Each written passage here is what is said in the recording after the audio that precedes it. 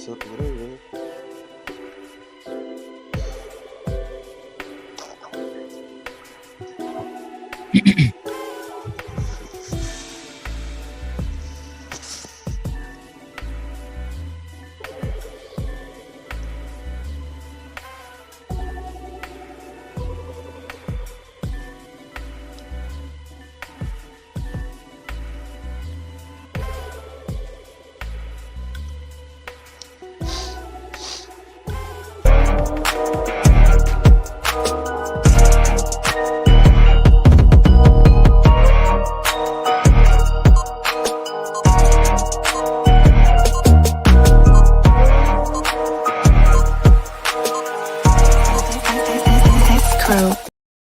And like that, we're back with another Unpacked presented to you by the To Be Fair Show and the GSH podcast. It doesn't matter how you feel. All right, fellas, we missed a week, but we back. We back. And a lot has changed in the zeitgeist, I guess you would say. What's next? We're a week out from the Charlie Kirk killing, shooting, however you want to frame it. And there's been some reactions. There's been some conversations. So yeah, again, we're going to kind of talk through some of Black America, some of the left, some of the right, and just the general political discourse that has came from this whole Charlie Kirk thing. But before we get there, y'all see the guys. I'm gonna pull their names up in a second. But before then, I'm gonna allow them to introduce themselves. First off, G, talk to them. What's good, everybody? It's G, host of the GSH pod, where we focus on family, friends, finances, freedom, and our future. Forget about everything else. Check it out wherever you get your pods. Just search GSH POD. Oh yeah, I'm back, baby. Listen, shout out. We were talking about earlier. Well, speaking of, they have been talking about banning free speech, censoring the guys. But here we do it by ourselves. We like to sanitize and make it palatable for the people. Shout out to G. Johnny P. Talk to him. What's going on, brother? What's going on, man? Glad to be back. We missed y'all last week, but got another good one cooking. It's been a lot going on in the ether, so I'm ready to get here and chop it up, see what we got. All right. And yeah, nonetheless, we're gonna hop into it. We'll hit some of the icebreakers a little bit later. This is hot topics. So it makes sense for us to hop straight into it. So don't worry. If you want to hear about Cardi B having a baby with that guy, if you want to hear about Dame Dash, is he chairman? Is he not? We're gonna get there. But that's a little bit later. It's a little bit later. Is Charlemagne a good representation of the masculine man? I don't know. But we're gonna get there a little bit later. But starting off, guys, I guess I want to ask y'all this, just to break the ice a little bit on this general conversation. If the proverbial possible, maybe the impending civil war happens, where are you going? North, south, west? You fleeing the country? Fellas, talk to me. I ain't going nowhere. You staying put inside Charlotte, Raleigh, North Carolina, heart of the South. No, I would stay out of Raleigh and stay in Durham. That would be my mode. Honestly, a civil war. What's crazy is it won't even be split by state. You feel what I'm saying? The type of civil war that people are talking about, it wouldn't even be like a North versus South. It would be in proximity to everybody. You really couldn't escape if it really went to that part. You really couldn't escape like the ops. So you might as well stay put. Okay, so you said you staying put. You staying home, fortressizing the house. You treating it like what's that movie where it turned 8 o'clock and everybody be trying to kill each other?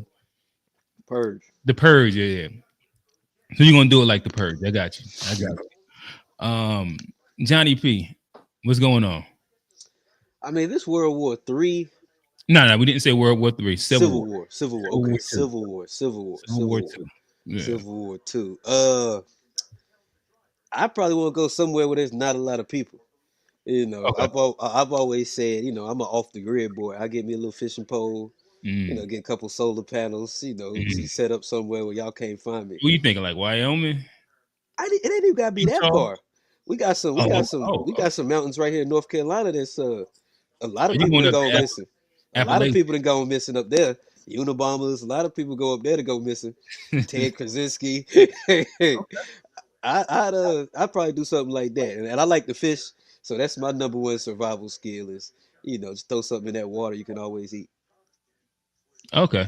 All right. So nonetheless, so it sounds like all y'all staying in the country. If it all goes to hell, the MAGA right versus the progressive left, the far left, y'all staying put and just I'm Switzerland. watching the show and hoping that yeah, it don't impact you. Well, you said you hiding out in the mountains. G said he going to purge. Okay, we can't hear you. I'm gonna let him know this ain't my fight. Let me know when it's over. I don't know. I think Yeah, them far MAGA identity theorists, they what you will not replace us. What did they? What's the new one that they was just marching to? White men fight back or something like that. It was something while they was marching to it. It was like white men fight back. I say, damn, who it they was fighting white back men that killed. against? I know. I was like, hey, it ain't me, brother. Hey, Yeah, I go ain't fight fighting. somebody else, bro. I ain't fighting. I don't know if you understand that yet, guys. But nonetheless, I guess throwing I am this. not your enemy, white man. I am not your enemy. White man, thou not. I'm your enemy. So nonetheless, if we just inch it a little bit closer, inch it a little bit further, if there was an impending civil war that did happen, what do you think that the majority of Black America, where do they fall at in this? I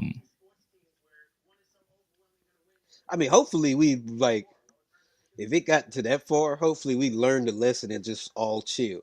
But traditionally, you see how we vote. That's probably Mhm, where most of us, where a large percentage of us are going to go on the left. But it mhm. really shouldn't be our fight, and it would be a good time for Black people to actually like tap out, and actually What be, makes you think that is not our fight? Once we move past Charlie Kirk, what makes it not our fight? Oh, I was just talking about in response to Charlie Kirk, but I mean, even even after that, I think even a lot of the left and right stuff isn't really our fight. And even we talking about this Sunday, I think the biggest, war, me personally, it's not the divide between left and right; it's the divide between rich and poor. I So do think you that's. think? So you think that the fight between left and right isn't I it don't. doesn't impact Black America? I think we're getting exploited on both sides. I think it's like, I mean, either way you go, we're still at the bottom. Got you. Would you say that like the right targets Black people though, like inside their rhetoric? So if you I think mean, about right yeah, I mean, now, of course, I don't disagree with that, but I think the left takes advantage of Black people too. of course, It's like, so that's why I'm saying we should do be time for us to, kind of just fall back. But yeah, I'm not we'll agreeing with circle back either to this. side. Yeah, No, say I so. get you. We'll circle back to this. Welcome to the show. I don't know. My guy A Black looked like he getting tequila shots. Um, Yeah, Take what one for up? me, big dog. fresh in the Sean John Sean, John, that Bye. name Free clean, Hey, Diddy. boy. John. But yeah, Sean, John, what's going on, Buckets, clean. brother? motherfucker. What up? What What up? up? Nah. Not really. We see Hold on, you, hold though, on. nigga. We can Yeah, see you you. clear though. You clear. But we, Appreciate. Can you hear me now? Oh yeah. yeah. Yeah, my bad. I'm almost at the crib. I'm picking up my dinner real quick. Yeah, free Diddy. Y'all can catch me up. All right. So really quickly, why you out at the spot? Just a quick question for you, and then we'll let you get your. I'm guessing maybe you getting tacos. But if the Civil War happened in America, are you going north, south, staying put, getting out the country? if this quote unquote proverbial I know civil where war this that they're nigga talking going. about. Yeah, I'm trying to go Where with you, him. where you going, A Black? Out the country, man. I'm out the country.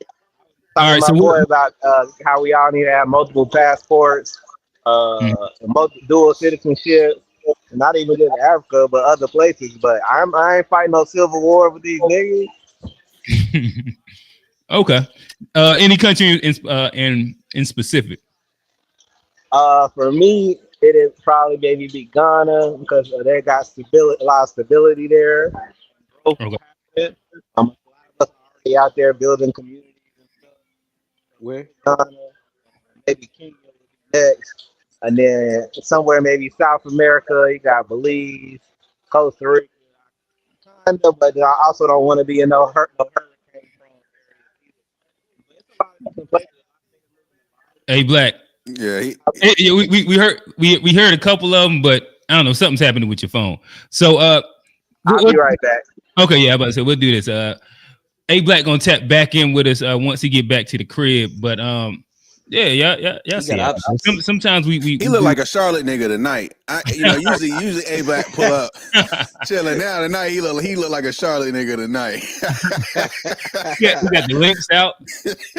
A Black, one of them ones. He said he got the VVG kit on. That's something that you wear to the VVG pop out show right there. Shout out VVG. Hey, that's the guy. Really good album. Yeah.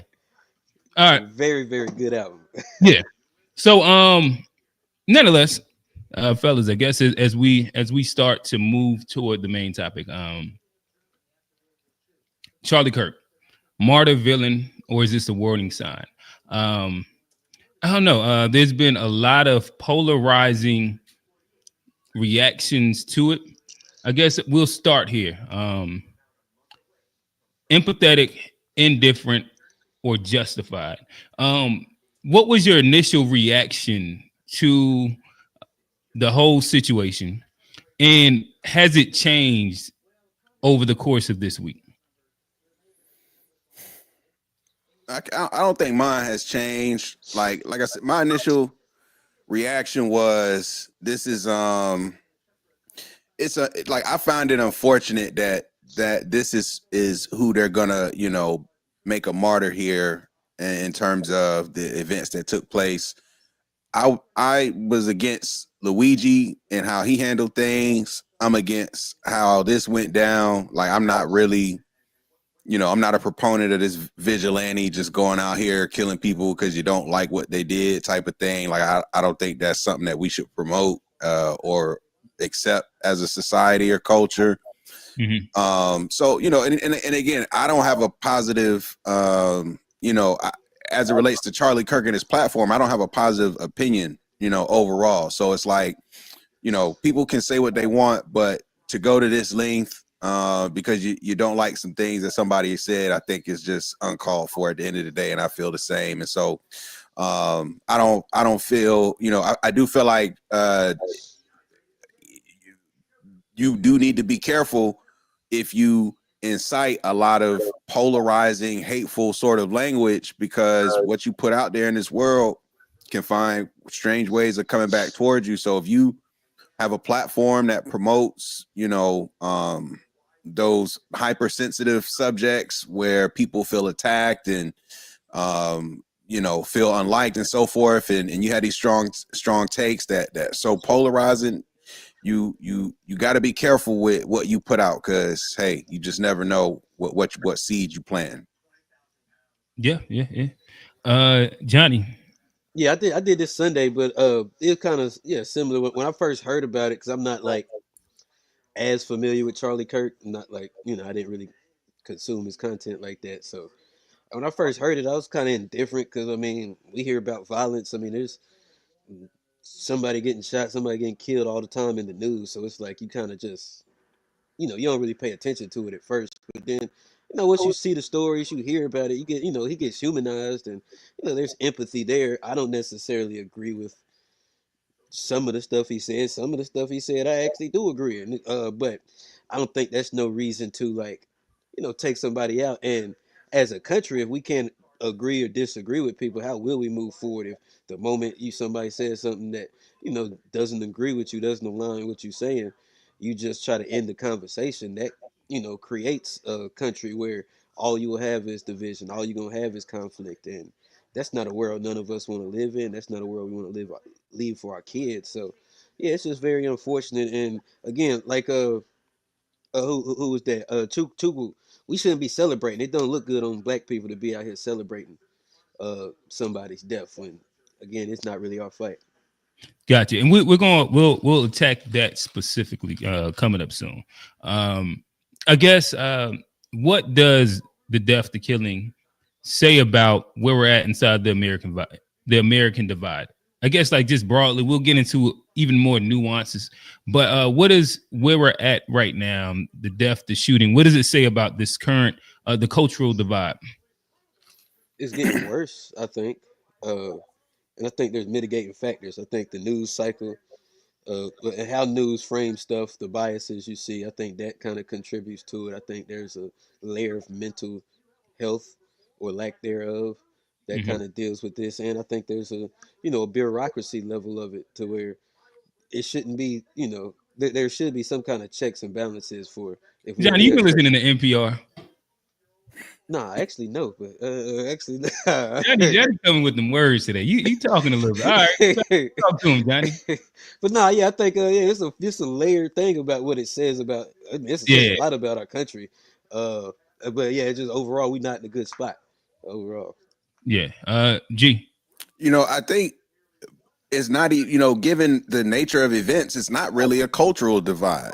This is a young, white, conservative raised Christian male who, I don't know what his taste is today, but his terms of his upbringing, it's of the same, similar upbringing as Charlie Kirk. He's not somebody of our culture, you know what I'm saying? So this isn't even a culture divide. I think it just highlights how dangerous these young men are in this new era of just not having any sort of emotional regulations, or even just the ability, like they get so entrenched in these social media groups, these chat groups. I mean, we see how the Discord be going crazy. Yeah. Like, I don't know when a tether gonna show up at Tariq Nasheed door ready to off him or something like that. It's like what level goes to what? Because people feel so hated or whatever the case. It's like, I think it's just more of a reflection of like how troubled this generation of young men are. I don't know if it's because they're not getting no pussy, or I don't know what it is exactly, but it's like I see it as more of a reflection of how bad like men are in society, is that they're leaning into this stuff more as an answer versus more rational ways to try and solve problems. Like I think a lot of young men are leaning into this sort of mindset, like this is how I can solve a problem. So I get you. I guess you said that you don't. So you don't think that this would kind of be like speaking more to a bigger cultural divide, cultural meaning like the left versus the right, the like fascist versus the socialist, like all of the like the inflammatory language. Do you think because Charlie Kirk hit the entirety of his platform was based around speaking to culture war issues, trans, religion, DEI, like that's what the basis of his issue was. And everybody that was against him were typically like the complete opposite, and more than not far off of that ideology, like the far left, the progressive, the leftist. And yeah, to me, it seems that it speaks. I don't know. I guess with all that said, you still don't think that none of that speaks to like a American cultural divide. So I feel like there has been an intentional effort to try and highlight what you just said, and they're trying to amplify and engineer this sort of divide to be like more, say, real than what it actually is, when in reality the incident that took place is not a reflection of a leftist, quote unquote, trying to take down a right. And it's like, and this is where I say like I guess what makes you say that? Because I need to see more evidence, right? Because at the end of the day, there are such thing as conservative LGBTQs. There's a lot of them actually. Right. Like, and again, like I know all the evidence is still coming out, but let's just speak to just because all of he his, likes that cup of tea don't mean he a leftist. oh no, not even that. Like the speaking of like, hey, fascists, catch this. I think that he had like 2 or 3 other like written down fascist innuendos, specific jokes. I think that's you don't think that means anything at all and doesn't speak to anything, and you think that like I don't know the right to speak to that language. I think it's a reflection, like I said, of how impressionable these young men are of what's going on the internet, and that's why those statements are there. I don't think it's because he's an actual progressive or leftist or any of those things.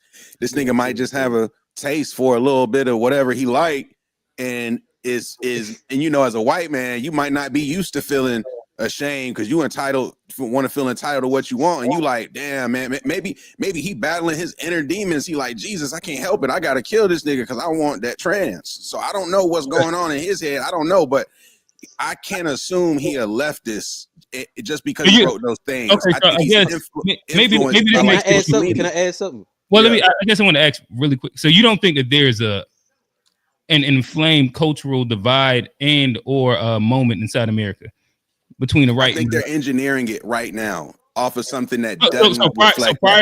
So prior to him getting shot, you don't think that there has been like a heightened tension between the right and left?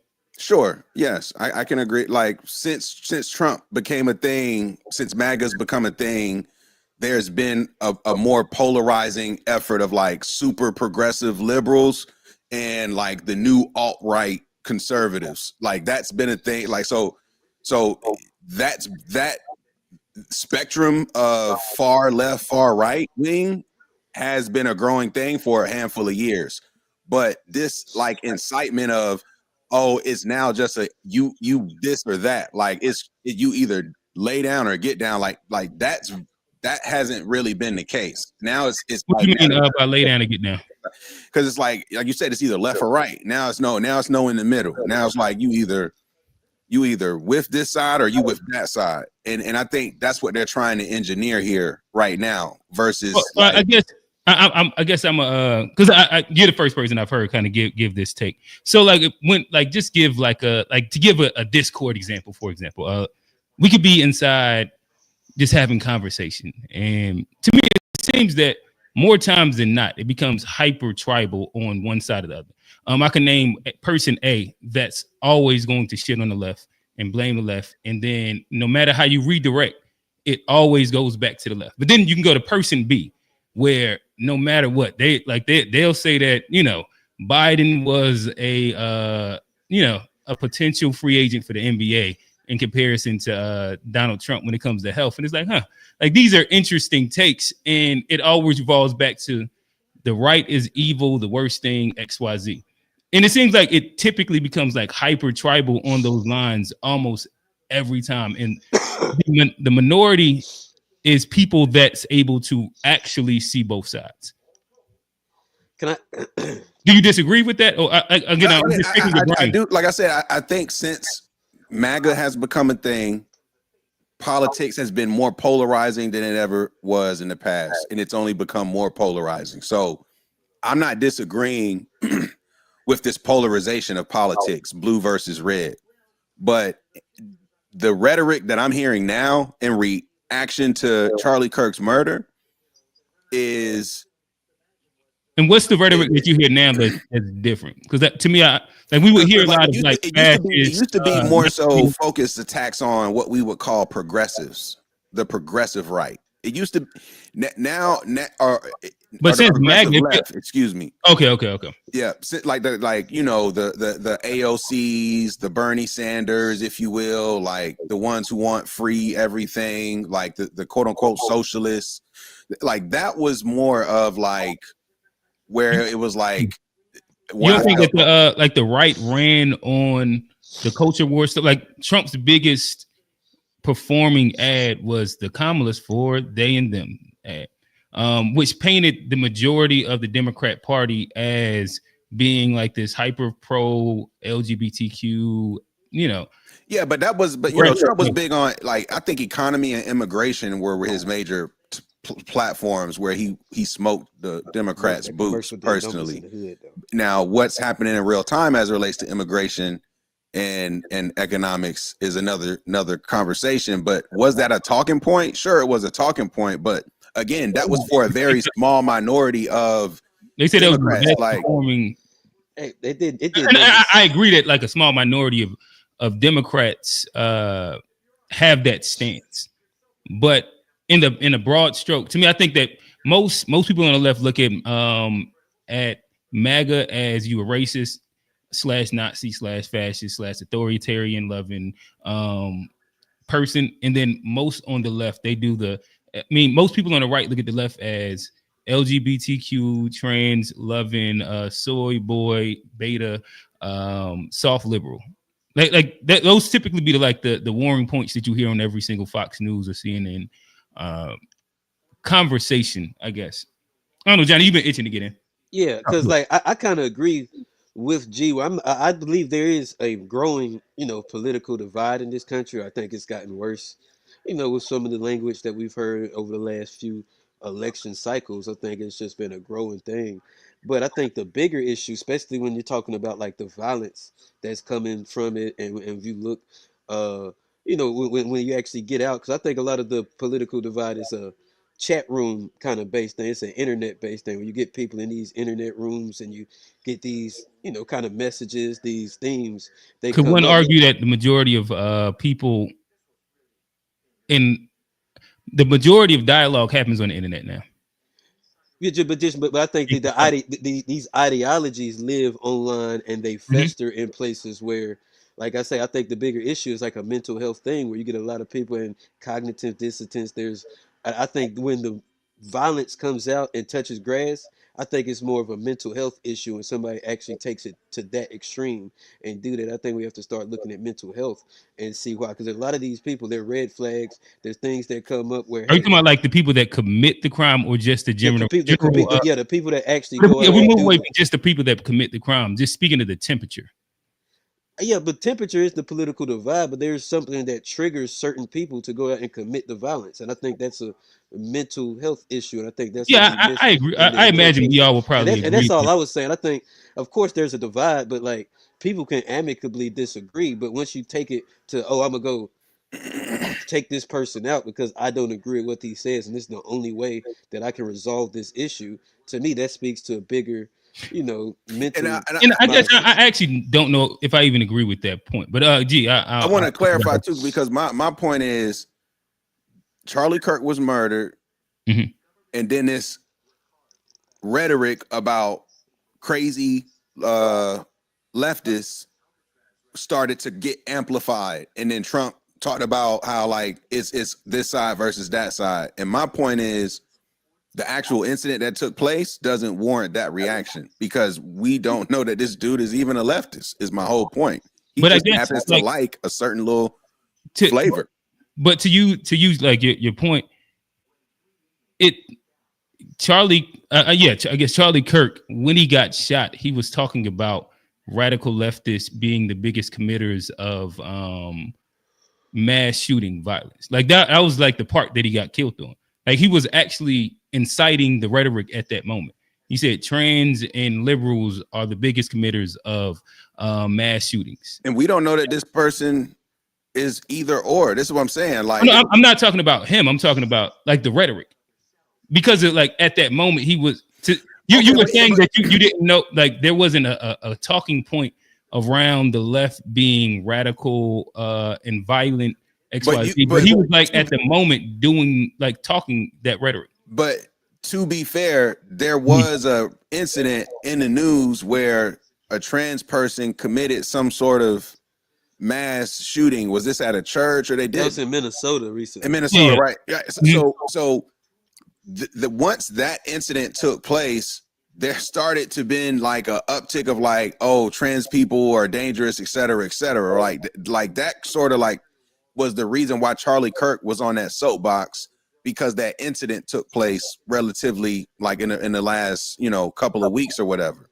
And so like we said, there's growing like there's been a growing anti all these things. Like they're talking about Supreme Court, the Supreme Court rollback abortion rights, pass it to the states. They're talking about doing the same thing with gay marriage. They're talking about just that pendulum swinging back to some things that. But this will be the culture war divide piece right here. That's the inflammatory thing. Where like that's also parts where Charlie Kirk petitions so much of like all of his debates and the Turning Point USA. They all kind of hinge on like the abortion debate. That's a big one. The gay marriage debate is a big one for him. Gun rights debate is a big, like all the trans thing is a big one. LGBTQ, like he hinged, I guess you would say, on a lot of those points. But I guess really quick, I wanted to circle back to Johnny. Do you think that one could possibly say that it becomes a cop out to blame it specifically on mental health? This past Sunday, we kind of spoke about the banality of evil, but generally speaking, when you look at like what it takes for people to get to a space in which they feel that it is their duty to do said thing. I don't know if it always gets to a point where they have to be specifically mentally ill as much as propagandized. Like again, if we go to just the example of what it took mentally to get mass populations to commit mass atrocious war crimes and evils, and whether you want to look at Israel right now, you want to look at Nazi Germany, you can go back to whenever you want to go to. Are these people that commit these specific acts mentally ill, or are they propagandized to believe that it is their duty to act out said thing? If not, like whether it's their ideology. I give way more pass of like the people in the past for like the night where like there's a lot less information in Nazi Germany. Thing is way more controlled. You have way less, freedom than you do here. So I think what about the IDF? You say what, the IDF? Yeah, you think that they just are evil, or you think that they're propagandized? I think they're incentivized. Maybe not propaganda. You just think they're evil and getting paid for it? I mean, I honestly like some of the stuff that happens in Gaza. Like I do. Like I mean, like some of the things I've seen over there, do lead me to believe that. Like, and even some of the American soldiers, like some of the things that we see our people do, and then they come back and they have PTSD from doing it. So I think you do have to, have a certain level of cognitive dissonance to commit some of these things that are evil, that you know aren't right. Mental illness. That just means that you don't connect the dots to specific things. Or maybe not specifically mental, but I think that I don't know, but I do think there is something that is a disconnect for you to be able to do these things that just are against your principle, and then just rationalize it based on a particular identity. To me, there is something wrong with the way your mind works if that's the case. I think that would happen in a lot of spaces. I think that's how you get to like you're able to do this thing to said community because you don't identify them as human. And I think that's where a lot of it kind of boils down to. And again, too, like I guess Q, where also too we start talking about culture. I was thinking Black culture more. No, we ain't got there. So that's why I'm like, this ain't even really a like. Would you say that is it an American culture war? I can agree, but I don't even think that the split is left versus right. That's what they're trying to make it be. But the reality is like that's not even really the split, because it's people. Like I said, it's people. It's plenty of conservatives who want, say, abortion to be a thing, who want gay rights to be a thing, who want all these other things. There's plenty of conservatives who are pro those things. So it's not like a left-right split, but they're really trying to make it where it's like you either are this or that. They're basically trying to make it like so there's no more middle ground. It's just this versus that. Maybe I gotta find more of these spaces. To me, I'd be hard pressed to hear. And maybe if you don't want to say left versus right, you might say liberal versus conservative. But all like all the spaces that's fairly conservative, they draw the line. In the spaces that are fairly liberal, they draw the line. But let me ask you a quick question, G, before we throw the A Black, let him hop in here. I understand you said like when you said culture, you thought black culture, so you kind of was like, it really ain't got much to do with us. But I guess you also just backloaded it with the idea that you don't really look at it as left or right or liberal versus conservative. My question would have been, do you think that more of Black America identifies with a specific side that would eventually kind of loop them into that culture?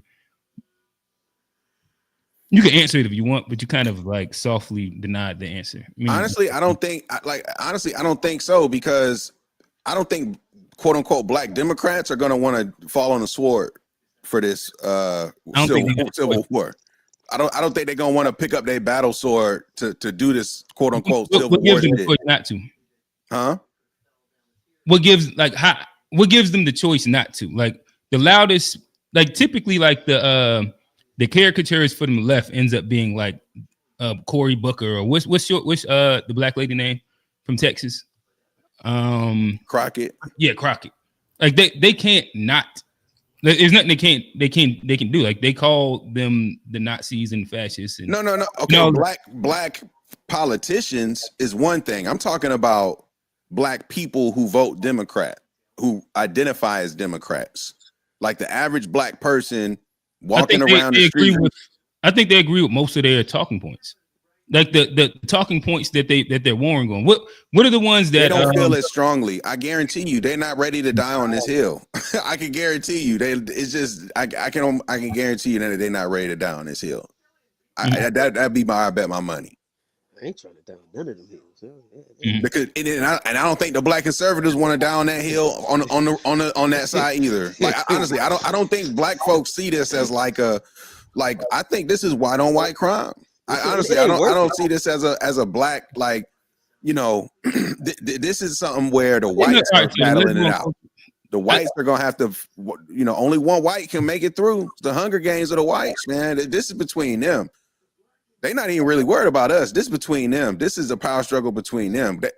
I guess I'm trying to connect it, but what are the things? What are the things that they're saying that doesn't directly impact Black people? Because like for example, the Charlie Kirk was huge on the campaign for DEI. They already rolled it back, right? But it's a pointed point that impacted Black people. When they rolled it back, it impacted Black people the most, even though but that's not true, because who was the biggest beneficiary of DEI? Right, but that's where it's fucked at. The biggest beneficiary was white women. The biggest impact was first Black women, then Black men. When you look at the unemployment stats after DEI got rolled back, like it disproportionately impacted Black people, even though they wasn't the biggest beneficiary. You do the same thing with rollback of affirmative action. Black people end up getting impacted most by these liberal policies when they get rolled back. From what I saw from the DEI research, it was the Asian community that got hit the worst with the DEI rollbacks. Inside what like Black women unemployment rose higher than anybody else's. But student enrollment, like DEI just wasn't about employment. It was also student enrollment, access to things like that as well. Like, I know that like higher education, schooling, like Harvard, Asians was impacted the most. That's one of the biggest use cases for affirmative action that caused to repeal it was like unfair folks taking white folks spots at universities. Right, but the workplace version of it, whereas like the major majority of America was impacted on, like the Asians campaigned against that heavy, where like, but they're such a small minority and that's a minute group. Even when you look at like their representation at these institutions, but when you talk employment stats, it was kind of drastic how it impacted Black women. Okay, that's my first time hearing that correlation as it relates to Black women. Again, I'll pull up the stats. If Black people disproportionately were not able to take advantage of DEI, then I don't see how it wasn't like, if you look at the pie of folks getting hired for DEI, it wasn't like Black folks were like 6 on the list from what I remember. Right. So So if you take away that program, and then when it rolls back, we weren't really benefiting from it in the first place. Right, but it's the accusation of incompetency, which is pretty much what Charlie Kirk stood on, where he was like he did the whole airplane. If I go on, and it's a black airplane, even though no matter what, there was never like a change of standards. If you was a pilot, you had to pass all the standardized things. It was a rigorous course. There never had been leniency for DEI inside there. Same thing with unemployment. Black people didn't benefit from it, but they were always questioned. It was always questioned in credential wise. With that said, once the DEI and all that rollback happened, the targets was black people, black women at that. I'll pull it. Yeah, the reports I saw was Asians got hurt the most with the DEI rollbacks, but yeah. Apologies. Hey, Black, welcome to the show. Talk to us, brother. So, what's the specific question y'all are on? I don't even know if we've made it past where we was at. We kind of got into a couple tangents. I guess I'll ask you your general take. So about a week ago, Charlie Kirk got shot. Internet went ablaze. And there was multiple reactions, especially within the black community. You had some indifference. You had some people that felt empathetic. You had some people that felt like it was justified. What was your initial reaction, and has your reaction changed since the whole shooting and everything has happened a week ago? My initial reaction was, this is fake, or this is stage, or this AI, just because, like, we don't see the actual assassination in front of us like that over and over. So I was watching the video, and then I was like, damn, like, it's crazy. I didn't know who he was, which I was surprised too with kind of the stuff he talks about. I'm like, damn, he ain't come across my radar once. I did see the South Park episode with them mocking him, but I didn't know that was him that was being mocked at the time.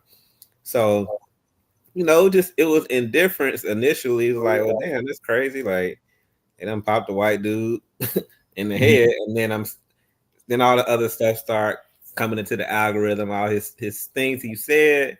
I went and watched his Jubilee episode. It was like him versus 20 liberals, and he did all right on this. So he said some things that I was agreeing with, but then like the subtly racist clips, or sometimes not so subtle clips, was coming out. And even it's kind of how he says things, like the whole, if I see a pilot and he's black, I'm going to feel uncomfortable. And I'm like, damn, like, I ain't never even thought that. As many planes I've been on, I've never looked at the pilot and whether to check if it was a black, white, a woman. I'd be like, thank you. It's literally never crossed my mind to like what color the pilot is. So it just it was wild that they think like that and about us. And, the whole brain power with the black women thing. So he'll say little shit like that, and then he'll say some stuff where it's like, okay, I agree with that too.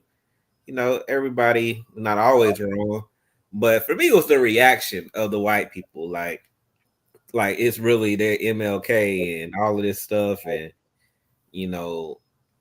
and then a white person did it to him. A white conservative did it to him. So like all the stuff he's going city to city preaching about, one of his own did that to him. So, and they got a video of him debating the shooter a few months ago, and them going back and forth.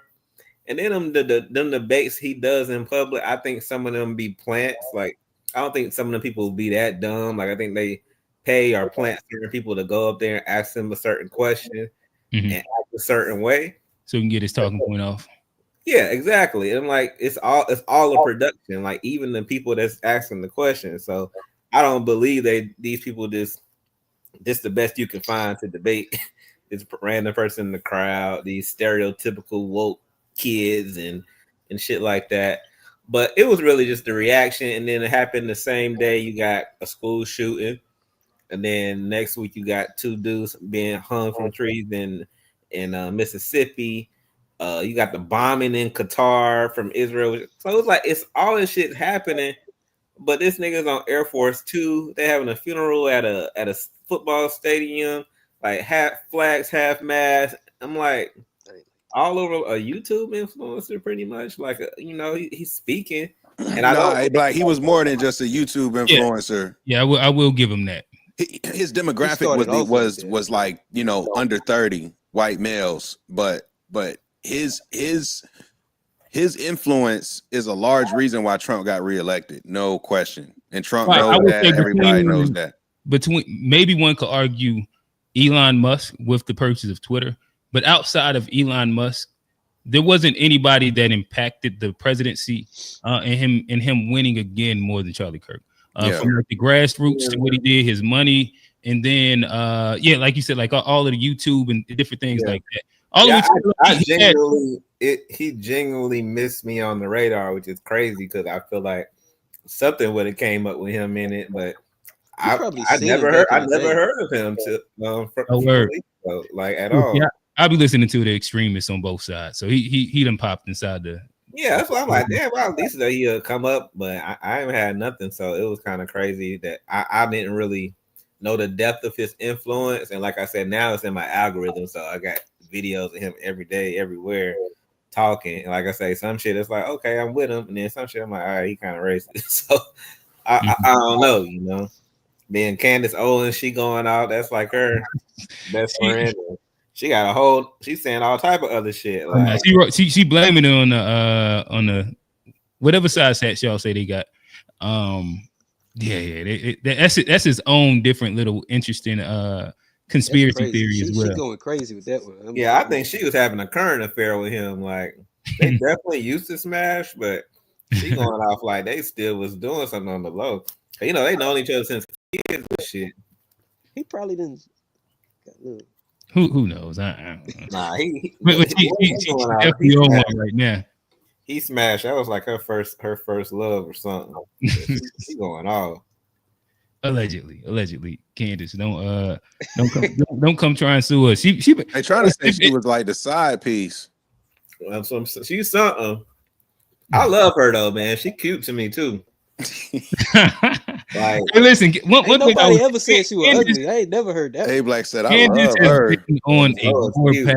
If it's one thing about it, like she done wage war on Trump now, on Nick Fuentes, on Israel, on black folk, on the left, on the right. She now finally on her. Like they both sides is evil. I'm independent. Like she didn't just like said F you to everybody. What's some people over in France? She's saying that he got a peanut. I mean, she got a peanut or whatever. Yeah. Yeah, because if somebody shot her, I'll be mad though. I'll really be mad because she said fuck all psychologists, sociologists. He can throw too, Steve. He's quarterback. Who you talking about? They're saying Charlie was low key an athlete. He was elite 11 quarterback with Jimmy Garoppolo back in the day. He always say he ain't go to college. I seen him throw the football, bro. He dropped a dot. I think he went to like 1 year college, if I'm not mistaken. I know he dropped out. I mean, I think he dropped out. I know he didn't graduate. Yeah, he said college is scam. Nah. So, Q, what's the difference between going and not graduating and going and dropping out? You're right. We call those. I didn't know if there was a difference. No. I just fucked up. Players fuck up sometimes. I say that that's a whole new one for me. I was like, damn, you can't say, you gotta say unalive. Now you gotta say niggas can't drop out no more. Like, I ain't had no smart way to put that one together right there. That was a fuck up. But all right, so I guess as we start moving down the line, we're eventually gonna get into like this free speech conversation. But from words to bullets, did inflammatory rhetoric pull the trigger on Charlie Kirk? Do y'all think that Charlie Kirk crossed the line, or was he just telling his truth to his people? Nah, I don't think he said nothing that was too like he gotta die. I mean, that's not the question. That's not the question. That's not the question. Nobody deserves to die. The question was, did he cross the line? But I do think the line is that you gotta die. That's the line. So that's the line we drawing. Inside, well, that was the line that he crossed and that was the result. So I mean, yes, in my opinion, when we say cross the line to where it's matter of fact, G, I'm gonna let you navigate this one. I'll let you. That was my way of looking at it, but you might have a better nuance way. No, because like we all agree nobody deserves to die over. No, me, you, and Johnny did. We got to hear A Black. Okay, all right, fair. Yeah, I like I say, I've heard some shit that was like, I can see why people don't like him, but I didn't. Maybe I haven't come across the clip or nothing yet where I'm like, all right, he crossed the line. Like, you know, a lot of the shit I've seen, it's just like, okay, you know, but I don't know. Like somebody would have to show me something that's like line crossing. Like you said, some off the wall shit for sure. So the thing about the pilot isn't say a cross line as an example. It's prejudice for sure. It's ignorant, but it's not nothing that would make me like want to protest in the street. Like I'm like, all right, that's how you feel. That's prejudice as fuck, but I don't think that's like line crossing. He didn't say like, "Oh, these monkeys flying the plane" or some shit like that. So, really quickly, like let's stay there real quick. So, if he did say the monkeys flying the plane, would that be warranting a death certificate or like actual physical violence? And even that, let's just say physical violence. Yeah, even that wouldn't like. I can't think of too many words. But like I said, I'm not educated on him enough. I don't know his following and what he's inciting in them that could be considered line crossing. Mm-hmm. But I mean, like I didn't hear nothing real super incendiary. Like he said some racist, subtly racist shit, some overtly racist shit, some sexist shit. Mm. But I ain't come across nothing where I was like, oh yeah, this dude wild. Hey, chat. That's all par for the course, right? Overtly racist, sexist. That's just regular talk. Hey, chat, if y'all have any clips that might make sense for us to see and give us better context, make sure y'all send it. Post it inside the chat. We'll click it. Call in, come in, and maybe we'll give y'all like another 20-15 minutes of the Four Horsemen, and then we'll go to the call in. But okay, yeah, like the comment said, I did see like he does that little gaslighting stuff where, you know, when they was asking even before he got shot, they was asking him about gun violence. He'll try to curve it back to gang violence, and he does that little shit that they do, that racial prejudice. But I think everybody got some type of prejudice. Like if you walk into the doctor office and a little Mexican lady come around as your doctor, you know, you might not be racist, but you're also not used to that in your world. So you might question it, you know, or somebody come looking a certain way. I'm just saying. Like if you at a real hospital, it's one thing if you in like the third world, some shit. But like if you had like a top-notch hospital, like in Charlotte, and somebody coming there who barely speak English, you really gonna be nervous about the treatment? You gonna be questioning. I didn't know he said that she didn't speak English, but I mean that's another layer. Now I really when he just said the Hispanic, I thought now look, when I say speak English, you don't have to speak some English, but you know a lot of medical professionals have thick accents. I mean, like it's just a normal like when a lot of medical professionals, at least in the Triangle City of Medicine at that in Durham, like it's a lot of healthcare stuff. A lot of these niggas have thick accents. And that doesn't make me think twice about like, because to get that job and to do this work, like accent aside, you're gonna have to be qualified. Like I do believe that, like how we said about the pilot, like regardless of DEI, like there are certain things you got to do to be in this role, and if you meet those qualifications, like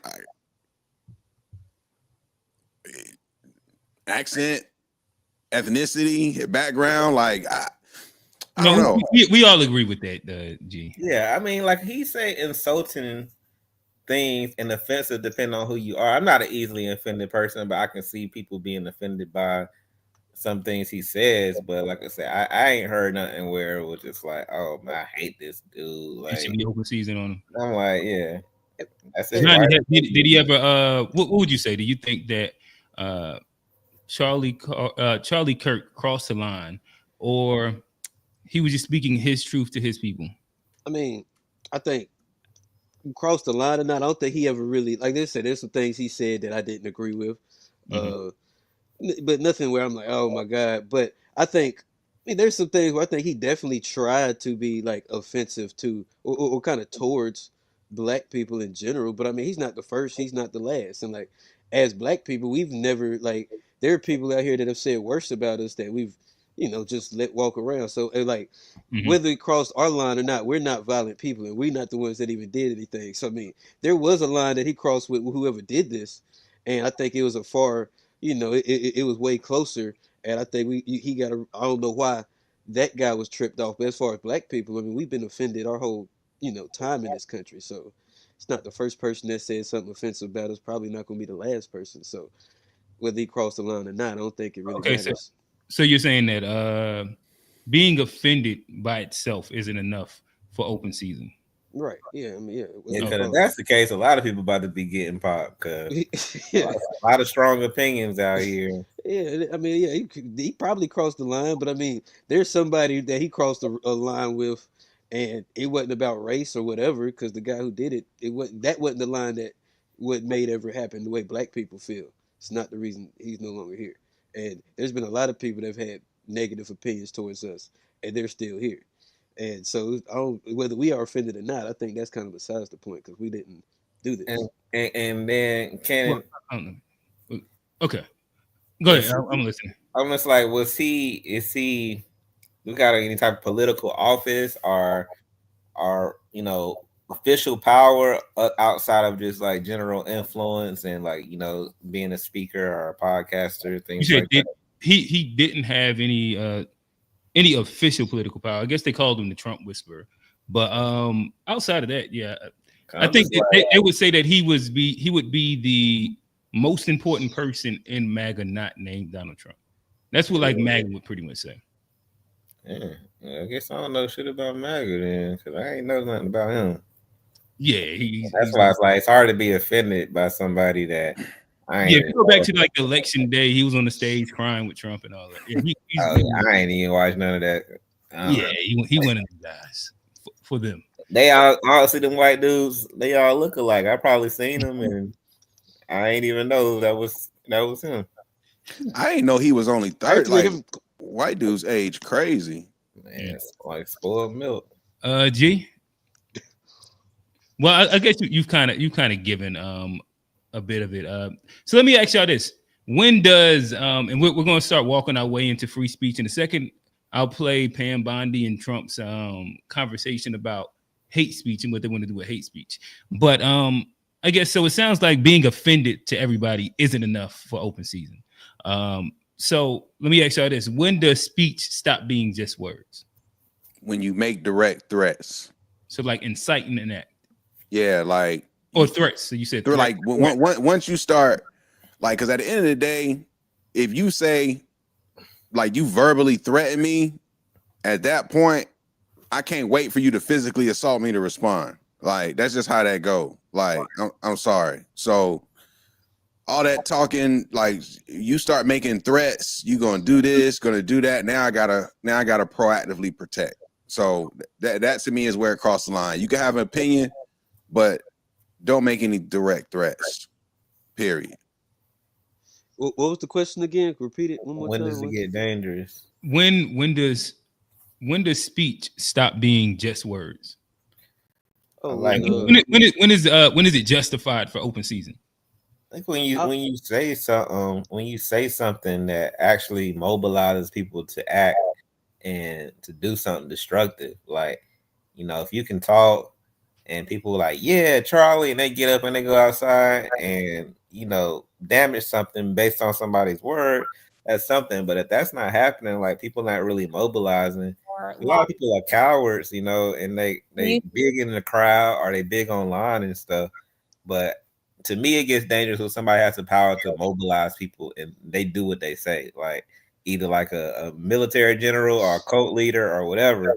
Mm-hmm. Like you actually, if I say everybody go do this, they go do it, I think that matters too, because I think like your influence matters in that it's not just the words you say. We're like, if I'm on the street and I just say, "Hey, we should go do this," and nobody goes does it, that's one thing. But if I'm in a political office and I say, "Hey, go do this," and 100 people go do it, I think that's when it's gone too far. And I think the reach of your influence matters in your responsibility of your words. I think that's like if you have power, there is more responsibility on your words than just the average person. Gotcha. All right. I guess with that said, I want to play two clips and then get y'all reaction to it, and we'll continue from there. This is Attorney General Pam Bondi.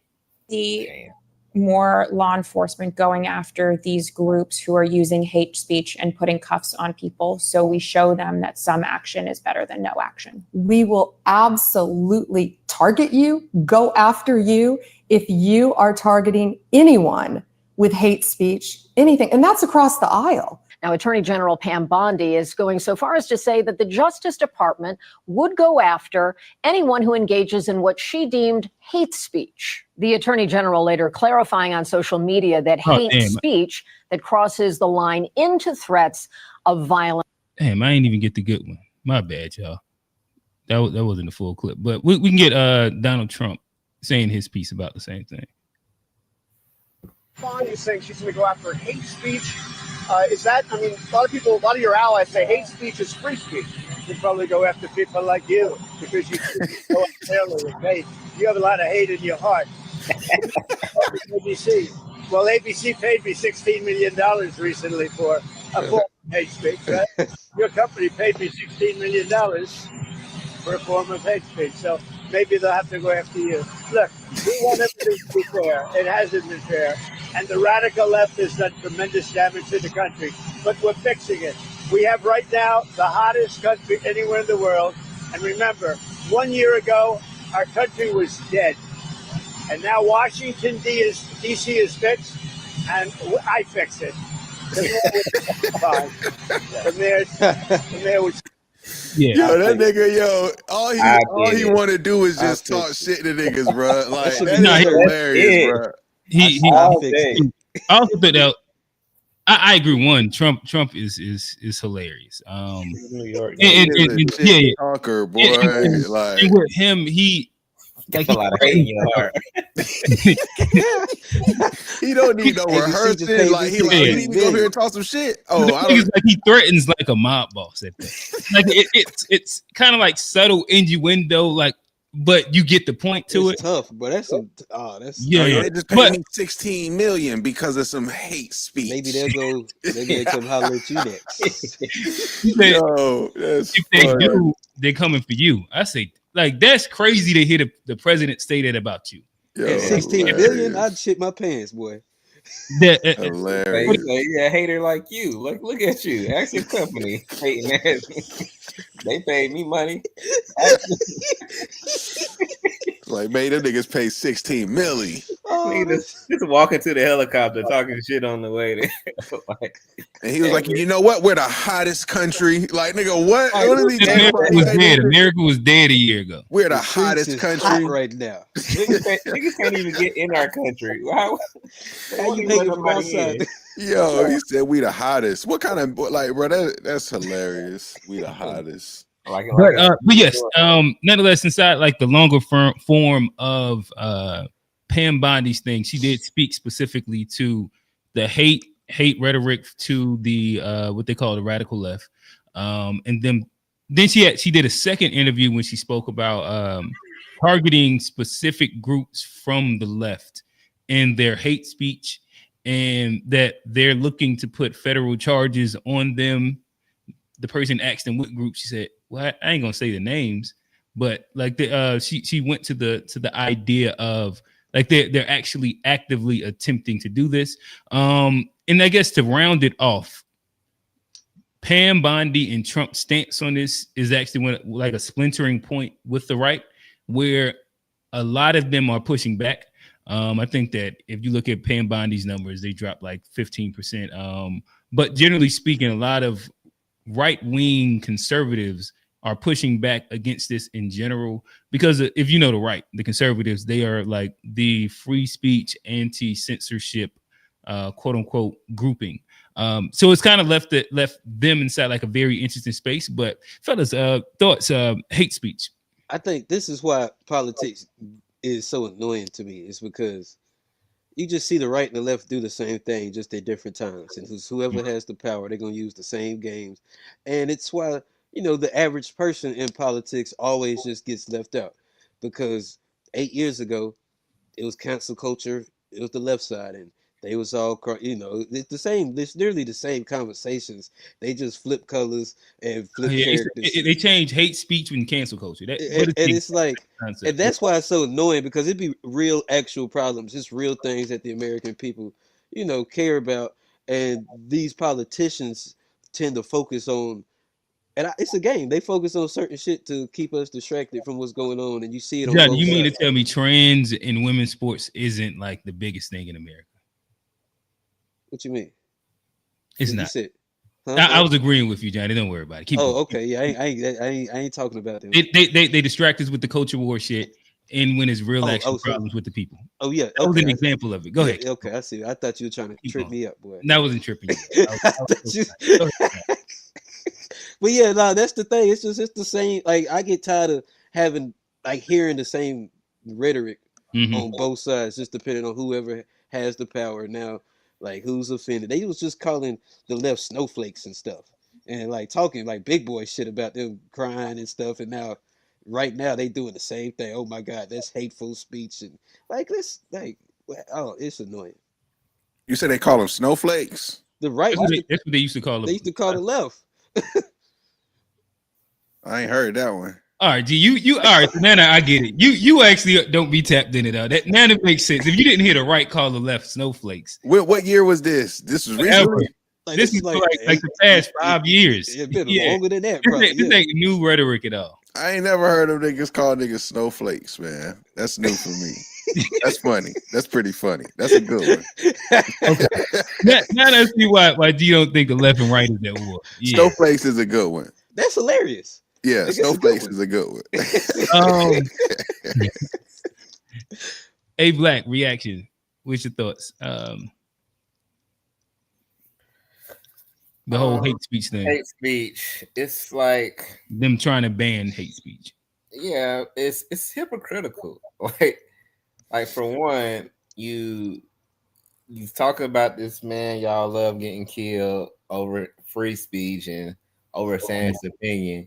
Yet at the same time, y'all are actively targeting people for their opinion. And these are powerless people. Like, they're not riling nobody up with a tweet or a Facebook comment, and they about to make somebody hurt somebody. Like, some people should be careful depending on what job you deal with.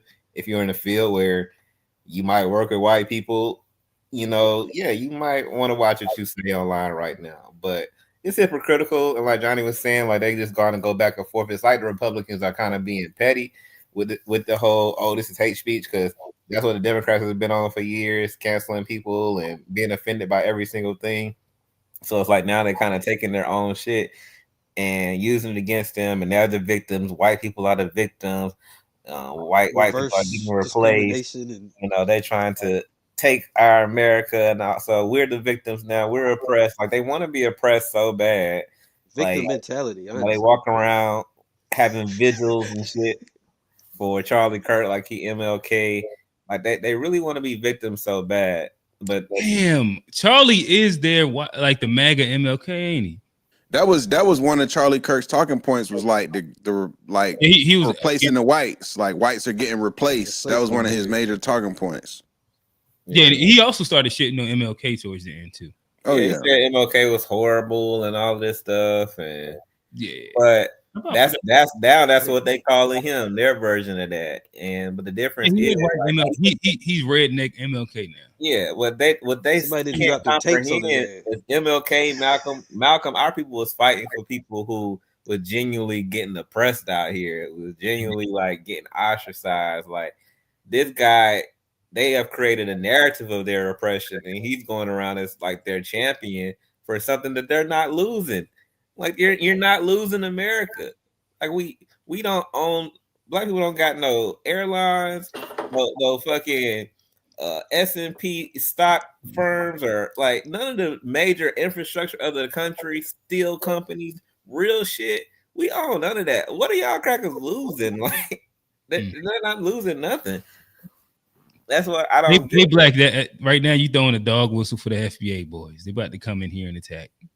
I mean, it's what he go ahead. Charlie, one of they boys.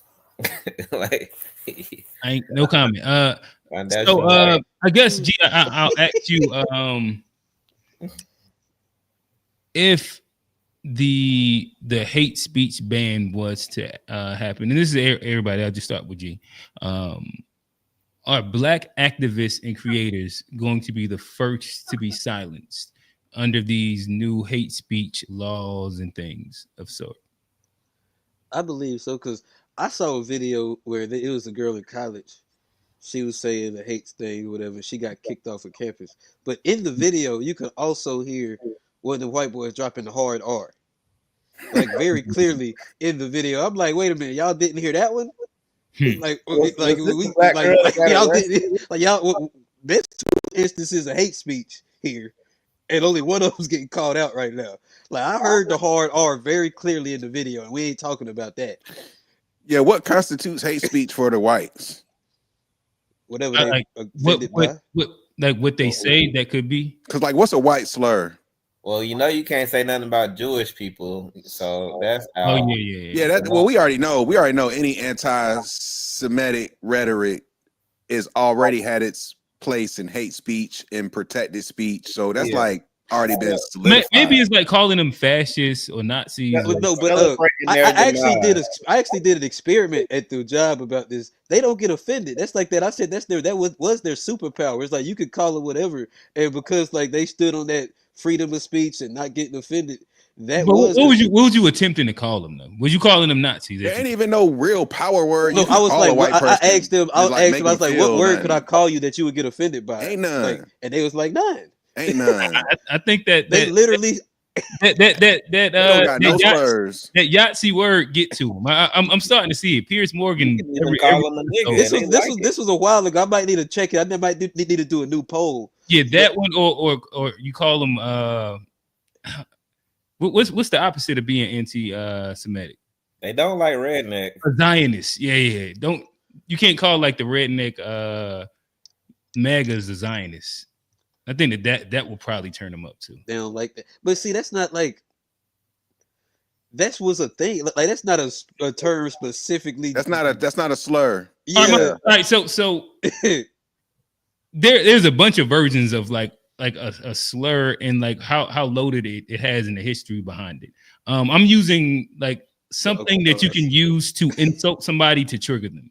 Not necessarily that it has had as much historical context as like saying, the N-word with an ER at the end of it or anything like that, as much as just something that can instantly trigger a group and they look at it as derogatory to who they stand as.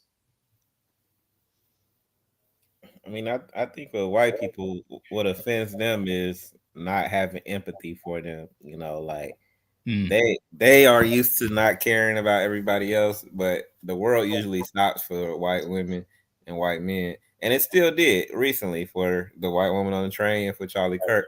But now with social media, with all this access, you also get people's opinions, and now they're being offended that you're not empathetic enough for them. Even though they've been laughing and joking at George Floyd and everybody that dies, they justify and find the reason for why their life wasn't worth it. If we're not empathetic to them, they're offended. We can't say nothing to them that offends them. Call them a cracker, call them all the names, but not caring about them, like it's offensive to them. Because what offends them is doing better than them. That's where they get offended. They be like, "Oh hell no! Like, ain't no way I'm at this level and this nigga's doing this." Like, it make them angry. I know it do. So you still enjoying your life and we hurting and stuff, or we getting shot down. Now they feel like they getting shot down.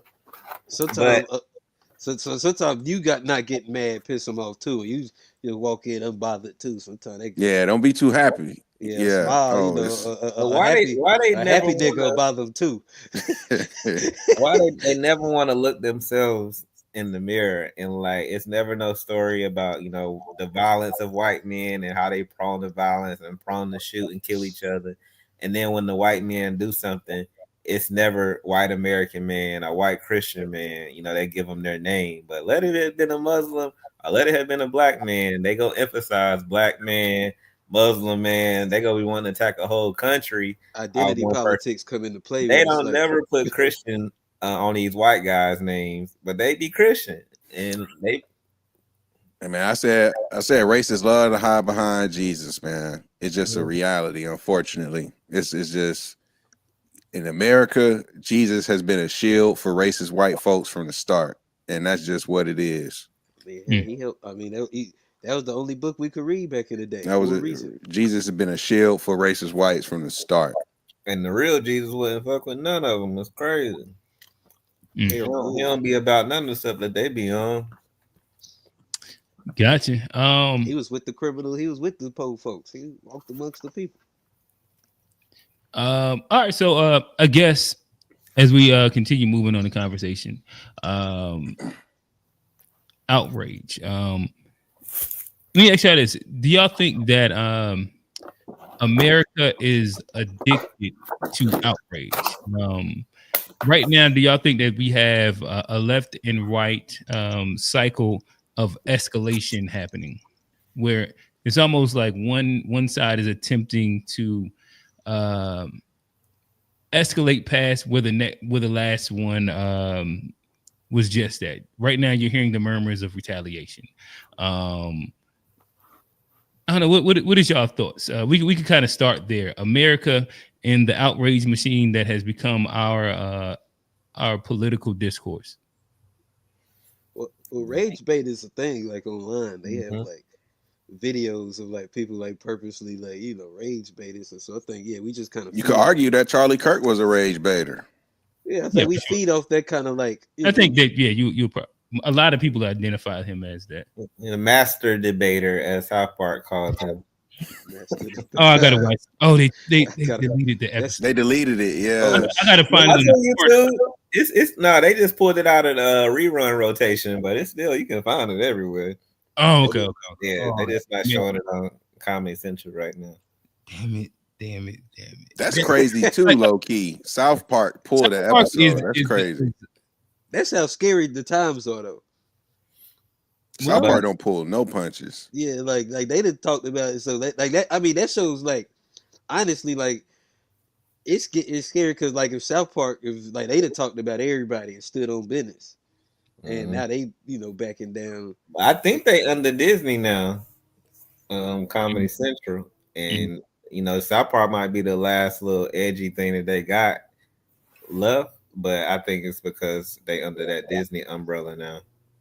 Yeah, I just say like South Park satire is always A1, so I would love to see that Charlie Kirk episode. You say they call him Master Debater, yeah. But yeah, I can only imagine where that's too. So they got him like living in his mom's house in the they had to take down that hate speech on the laptop. And the mom knocked on the door like, "Come out that bathroom." Like, no, I'm debating. I'm a master debater. I'm master debating.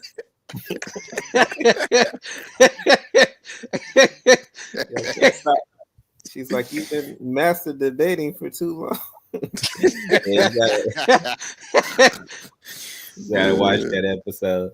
But yeah, I think people like being mad, man. People like being mad, funny. And people like playing on it. A lot of people going through a lot of shit and using it online as a way to project your frustration with life, your own life, whatever going on, onto strangers. So you see that, like, people praying on that, like, how can we make people mad? Because that's what gets engagement, which gets monetization. It's like it's a thing, and people you look at some shit like, why are you angry about this? You didn't even know this person existed, like, but you about to unfollow 5 people on your timeline because they said fuck Charlie Kirk, and you don't even know You didn't even know who this dude was, but you knew these people since elementary school. Like, what are we doing? But like, I think that's the scary part about it, because like the rage bait thing, some people purposely sit out here to test people and piss them off and get them to do the thing. And like, if you can see that on a a micro level, if you zoom it out, like what do you think politics is? Or it's the same thing where they designed to like enrage the public and to get us to do crazy things. I think that's one thing as people we have to like just be cognizant of, like just being cool and calm headed, especially like you say with people that we don't even know. Like half black, half people wasn't even aware of Charlie Kirk, and now there's all these strong opinions about him. It's, Gotcha. But I guess as we move it a little bit away from him and just speak about like where we're at as American society in general, do y'all think that we are addicted to outrage? Like for example, if I use like a group that we're all in, for example, and like, like, oh my God. Like it's interesting, but like there's a chat that we have that's been going on maybe what like 6 months or something like that, 5 or 6 months, where maybe like 12 hours a day at least it's like outrage bait against each other daily of the like some of the most inflammatory things. I think that's I don't think that's like a siloed event or situation. I think they really love each other in that chat, but that's another niggas conversation. don't be walking around in real life that mad. I think they be at their day job that mad or whatever. Like it's no way that you working and being productive with like that smiling and laughing. Nigga boiling, looking at his manager in the face, like, God damn, I hate the man. It'd be 95. It'd be 95 messages later. I was like, I ain't reading nothing. But yeah, nonetheless, to me, like one thing that I did notice, just like using that as like an interesting experiment, in my opinion. I'd just be looking at it. I'd be like, like there is some gratification and satisfaction that people are getting out of being able to be outraged and then say the most egregious shit possible over like a digital avatar. What do y'all think? Do you think that is an actual real issue that we have in America? Yeah, not only is it a real issue, you see it further exacerbated on these social media platforms via how the algorithm functions. The algorithm is there to drive profit, and that profit is driven by keeping eyes on the platform. And most of these algorithms, for the most part, figure out the things that actually is like you said, that really like spark that rage in you. And once it knows that, it will feed you things to keep you in that wormhole, to keep you on that platform. And this is like proven from all the social media algorithms. They intentionally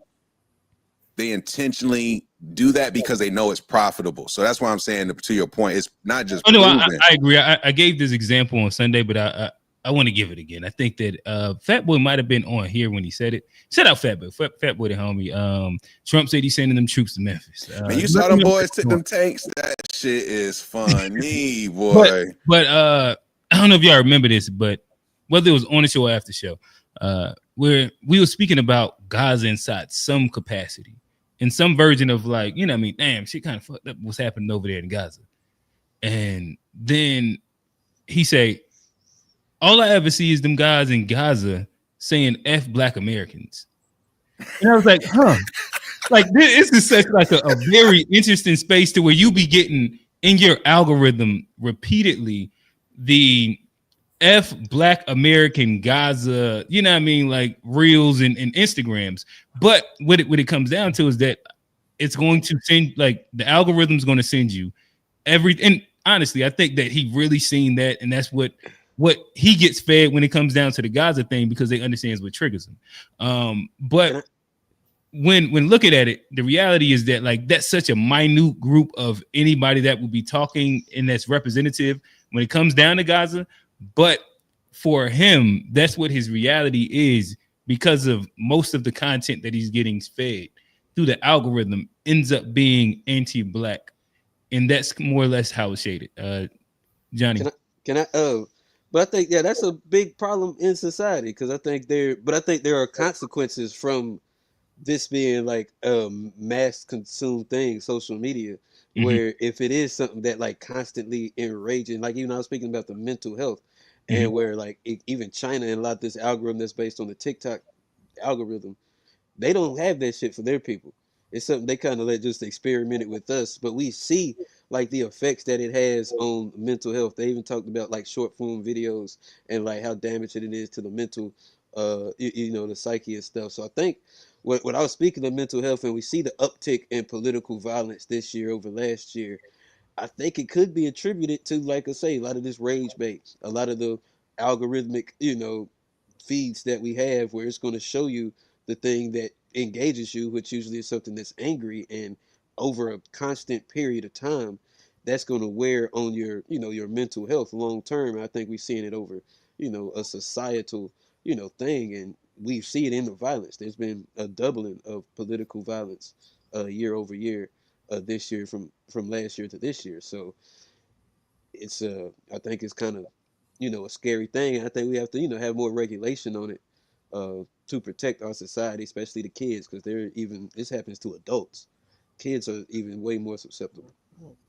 no, that's a fact. A Black.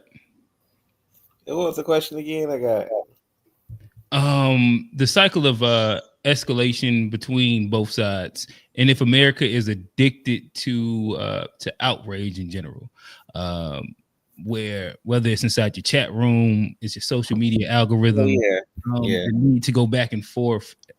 Yeah, I think I answered first, but just to round it off, like, yeah, I think they're playing on, divide and conquer has already been a concept utilized in a lot of different ways throughout history, and it's just the new digital algorithm way of keeping people constantly micro enraged because they don't last long, but you got to have consistent incidents. Meanwhile, like, distracting them from things that actually matter. Like you're angry about stuff that's like either you can't control or that don't matter, when it's like real shit going on that you should be focused on as a populace. It's like they kind of give you bullshit. It's like a cycle. Every week or two it's some new shit people mad about. They forgot about the old thing already and they on to the next thing. And people don't really care for real, and they're comfortable as a whole in America. Americans are comfortable to the point where it's not gonna be no civil war. There's gonna be some weirdos who put some mask on and do some weird shit. They're gonna get suppressed, but a major civil war is not happening because it's too many people comfortable. It's too many people who don't care, not participate in none of these conversations and none of this shit at all. They're going about their life, and they're not about to give up the comforts of their American life to go in the street and fight somebody for the color of their skin. Like, again, I think you gave like such an interesting point just then that I never really thought about, but it's probably like one of the biggest drivers of all this. Like we think about like clickbait and people getting outraged, but micro enraged probably is like the biggest moving factor, because of like if you just sit and think about like the idea of being micro enraged, what it is that it's still a dopamine hit, and then the argument of back and forth is a dopamine hit, and then the fact of them needing to keep people consistently engaged inside that manner. And this is where you hear every single week there's 3 Trump stories that have to hit. And you know what I mean? Like when Biden was in, it was like three videos of him falling off his bike, whatever the shit was, right? But like that in itself desensitizes you to the point where you need a bigger dopamine hit, a bigger event, a bigger escalation. That's something I hadn't thought about, but I think that's a really, really poignant point. Nonetheless, school shootings don't even do it no more. It's like, yeah, that's what I'm saying. Like that's become normal. Like, so now we're looking. We got to see somebody head get shut off in real time now. You got to see the blood. leaking I out watched there. that video 100 times. Like I have I not didn't watch watched it any once. of these videos. Now, I mean, once see, you that's see it I watched once, it once. I I don't Yeah, mean, watch once you any of see it these once, you might as videos. well watch it No, because I mean, it ain't like you gonna forget it. I don't Like watch that. a one time is too much because like but once you see I it, be trying to see like, is this real? Is this really happening? Like, cool, let me oh, watch it again. Like, you one of them Nah, graphic I'm boys. good. It be people like that too online. They be watching all the no, gory listen. videos. Hey, Black sent a video inside the You gotta go to chat. U.S. Crime. I clicked it and then I seen what was. All right, let me get off of this really quickly. You probably should know which one that was, but shout out Fat Boy. Fat Boy, we was just talking about your Black Gaza algorithm. But yeah, shout out to him. Nonetheless, as we move forward, we haven't really gotten into the like we've talked about Charlie Kirk. We haven't made our way to Tyler Robinson yet. Again, I brought up the concept banality of evil. I seen the chat. The chat was buzzing earlier. They said that is this the real Manchurian candidate? What are y'all thoughts on Tyler Robinson and everything that's kind of swirling around this? Is this an ordinary person carrying out violence? Is this somebody that's been radicalized through micro enragement? Is this a political extremist from the right, left? I don't know. What is y'all thoughts? We said that you had we said you had the algorithm that was showing black or the guys and shitting on black people. That's what you told us. But yeah, fellas. I don't know, man. I think he's just the average person that does like something like kind of violent like this. I mean, especially like in the political realm. I think he kind of fits the mold of somebody who could be radicalized.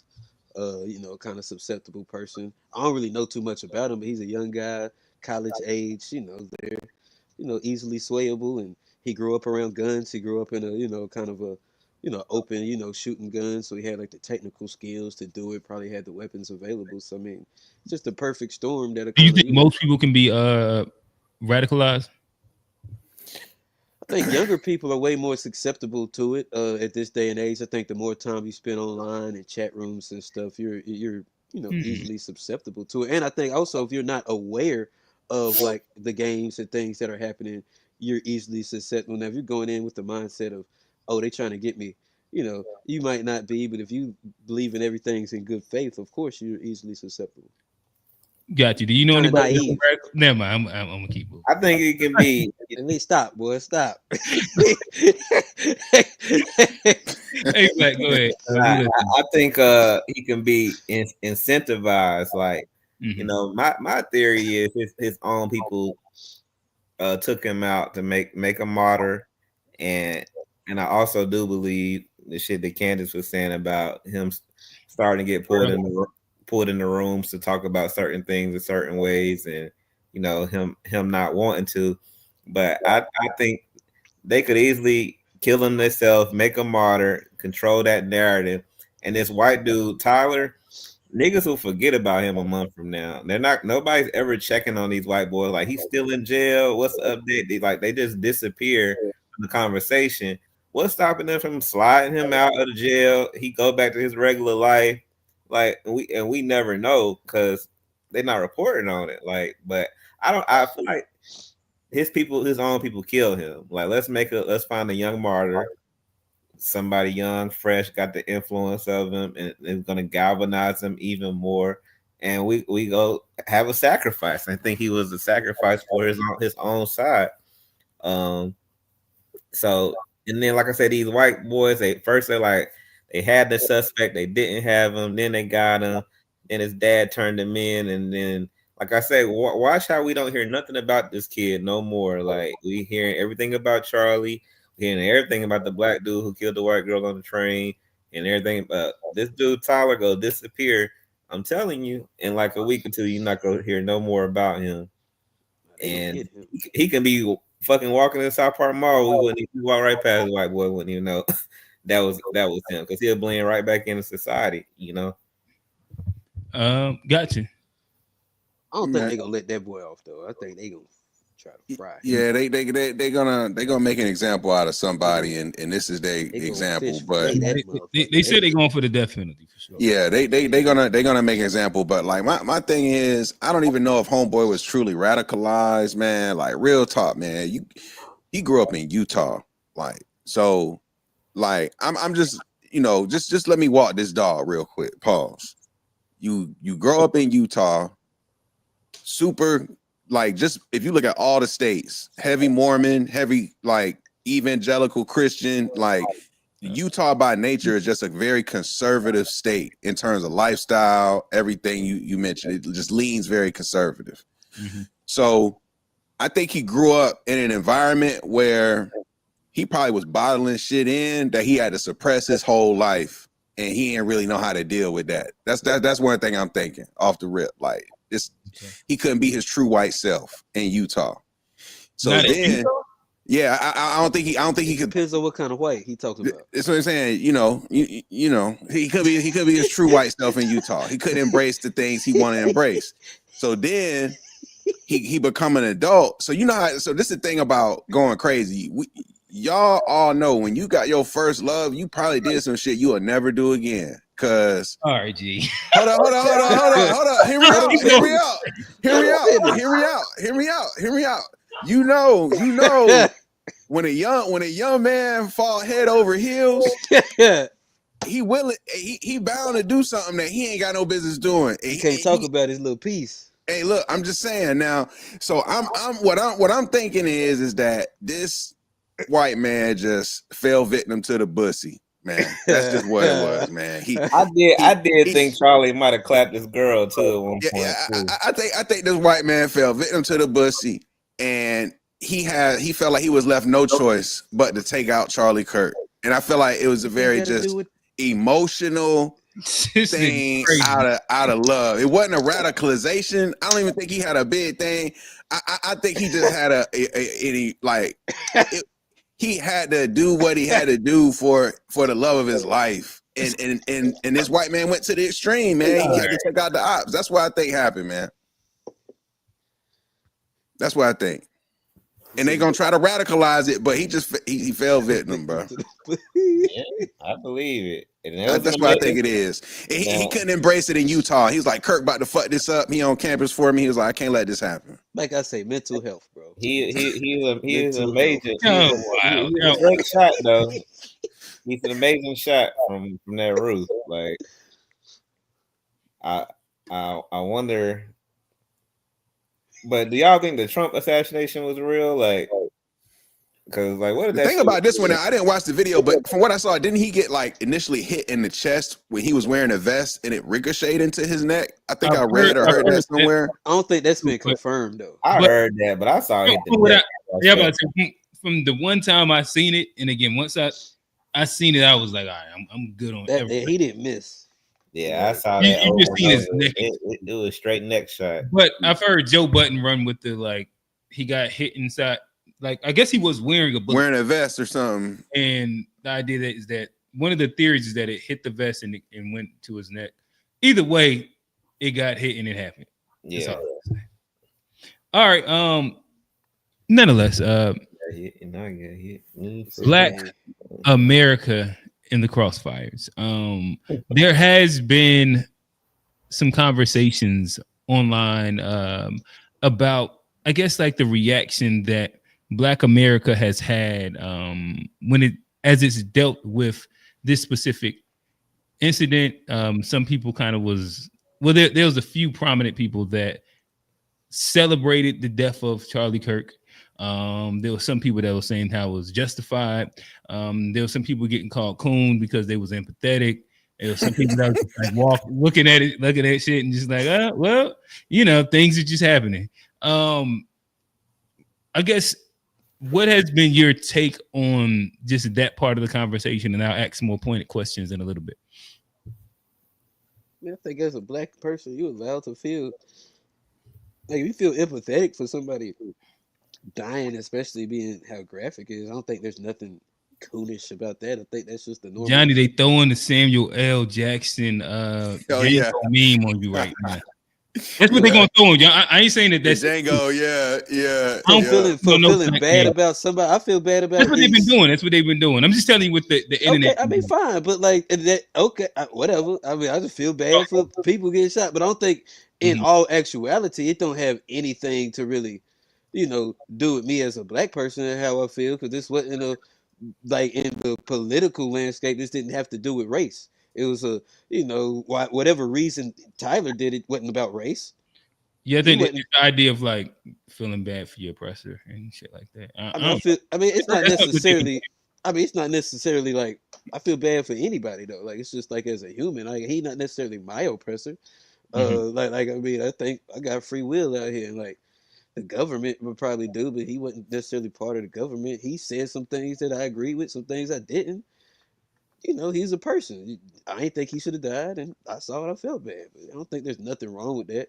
As a black person, I don't think it really had anything to do with my politics. So I'm allowed to, if there's nothing wrong if you didn't feel bad with it either. I'm just saying this is how I feel. You allowed to feel how you feel. Gotcha. G, the optics of black people celebrating the death of Charlie Kirk. What do you think? Yeah, matters is like, yeah.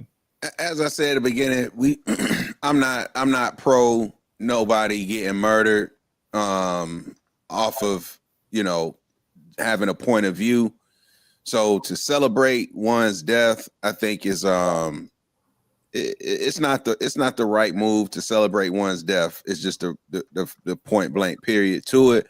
But I would also say though, going out of your way to like memorialize, if you will, I think is also kind of perplexing to me. I think there's you can not celebrate.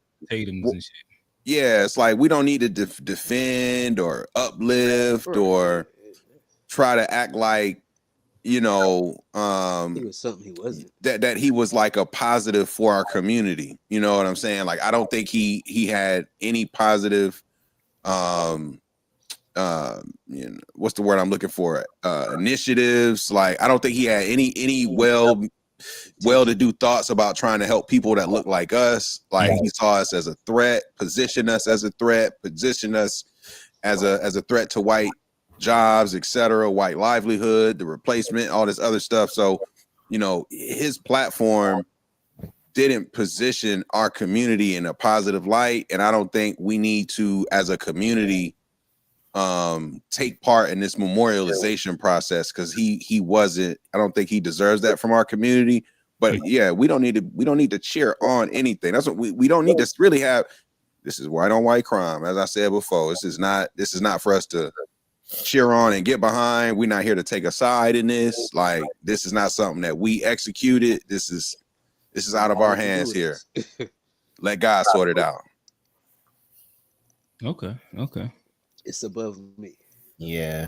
A Black, talk to us. The birds don't sing. How many Samuel L. Jackson Django memes did you hand out this week? A lot, but this situation, because like I don't feel bad, but I don't feel glad either. Like but it's two Samuel Jackson memes. You got the Django meme, him holding the master, and you got the one from the movie A Time to Kill when he say, "Yes, they deserve to die. I hope they burn in hell." I ain't gonna get you in trouble. I ain't gonna ask which one you been handing out this week. My bad. I've really been indifferent to the whole. I honestly didn't know this guy or care enough to like even troll. Like, so people's reaction, like some people, it's typical stuff, and it is a little cooning. But it's another situation to show you like Black people not monolithic. Like we don't all think and feel the same. It's all different types of Black people. You got the part-time Christians who came out and now they Christian values just won't allow them to. And being indifferent is not celebrating. It's very few celebrations I actually saw. I saw people talking shit or cracking a joke or just being different. That Black girl in the video, she was celebrating, the one that got arrested on the college campus. You know, that's extra to me. That's over the top. I don't got the energy to even like. What about like what's his name? Deontay Cal. He said, "Smoking on that Charlie pack tonight." Yeah, like I mean, even they going to get him. That's part of our culture, though. Like, I mean, they going to get him. That's part of your. That's a cultural that's thing. part of not mine. I ain't never smoked on the pack of nobody. I ain't smoked on nobody pack. I ain't gonna lie to you. But Chicago, but at the end of the day, man, you can't police. We can't police feelings. We can't tell people how to care, and it go both ways when it happened in our community. We can't expect them to care as much about us either. You know, they clown George Floyd, like they clown shit, and I clown shit in our own community. I clown King Von and these people in our own community. I don't celebrate it, but I don't care enough to like, oh, pray for his kids and family. Fuck that. They should have worried about their kids and their family. When you put yourself in that position where somebody can take your life, whether you're a cop, whether you're a public speaker, your family is your responsibility. But everybody got families. The people in Gaza got family. Malcolm X had a family. Medgar Eggers had a family. Like, and they want us to care more about them than we care about ourselves, and then they ever cared about us. But it was like people don't care. That's cool. Like, but like I say, white people. This is their shit. To me, it's fascinating. They imploding right now, and what we need to do is make sure we keep the shit lighthearted, joking. Don't bring it into our community because this shit had nothing to do with us. There's no reason why people should have been fighting. You know about you want to pray for them? Cool, pray for them, nigga. Pray for me too while you're at it. I ain't praying for him. Like I got something to do, but I'm also not about to go back and forth with my brothers and sisters because they like or don't like somebody. If I don't care, I don't care. So, I want to drive home a point that like, because even like a lot of the folks that I talked to did not know about Charlie Kirk until the death, till the murder. Like a lot of black folks in our age group and older for sure did not know about who he was or saw anything that he said before he died. So I think that's important to highlight here, that like that's the proof of how I'm saying we're being engineered to become a certain way, because this rhetoric didn't even exist in people's minds. People weren't thinking about it. And now a lot of our community is falling victim to the propaganda, to the conditioning in the media to take on something that's not even really their fight. You know what I'm saying? So I just want to point that out, that like to the point about our culture, it really is a lot of us who did not know who this was until the thing went down. And a lot, just to add on to that, a lot of people are taking what they know based on what they've seen so far because they just learning about him. So the first clip you seen, that's who you think. Like my mom asking about him today. She work at a college. She said kids keep asking. She's like, "Who is it, Charlie Kirk?" And then so then she watches the clip. It's like, "Oh yeah, I saw him talking about Jesus, and he don't seem like that bad of a guy." And I'm like, that's the only clip you saw, Mom? She's like, watch this. So I sent her the clip. Him talking about black women and their brain power and such. Like, oh no, I didn't see this. And like, fuck him. Like, so it's like, depend on what you see, because he has mad content. So your algorithm can be streamlined one way, and you might see the positive stuff that he was talking about, and like, oh, he's a good dude. Or you might see all the racist shit he was saying. So that's why people are feeling differently, because they didn't know who he was, and they want to comment on shit, and they comment on him based on the 1 or 2 videos they saw that was good. And I think that going to all y'all point, one of the things that's kind of, in my opinion, fucked the left a little bit inside this entire thing is the fact that most people didn't know who Charlie Kirk was. Well, I don't know if I want to say a lot of people didn't know who Charlie Kirk was. Like there is a large faction, and most people that have the stronger reactions, in my opinion, like the Deontay Cals or the Mark Lamont Hills or whoever. Like they're familiar with him because they're inside that space. But most average black people didn't necessarily know him. Saying that to say, I've had multiple conversations over the week where I've been presented almost with the exact same like dialogue tree, where it's, damn, who is Charlie Kirk? Oh damn, he be saying some wild shit. Oh damn, you heard they clipped all these clips out of context, and that wasn't even what he really meant, right? But a lot of those ends up being like bad clippings where you can also just show some full clips where he's doing wild shit.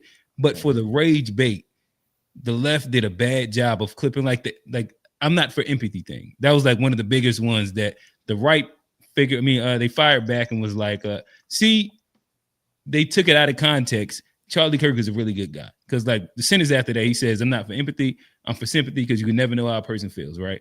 Or the whole gun, whatever the gun thing that he said. Like you got to take a few lives to have these rights type of thing. Yeah, and he gave like more examples. And for some people, that was enough to justify him stating that.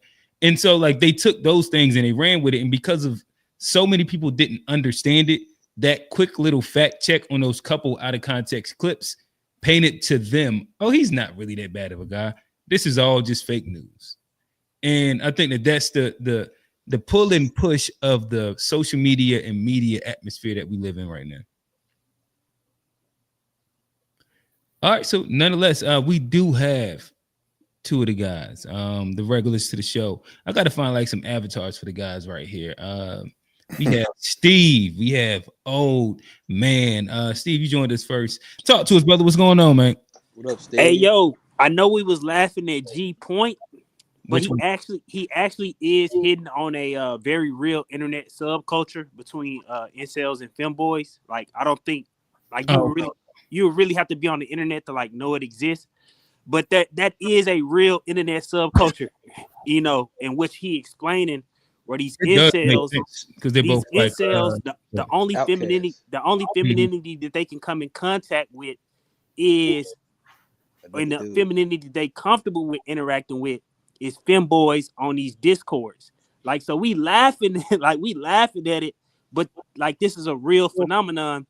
And two, this is the memification of political assassination. He's a troll. He's an internet troll. He literally wrote meme posts on the bullets.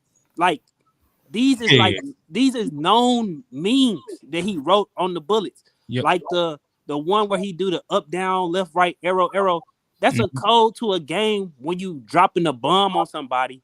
You're about to say it's like the infinity ammo or some shit like that. Yeah, and it's commonly used on Reddit when you having an argument with somebody to signify that you've won the argument. You've dropped, you've nuked them, you've won.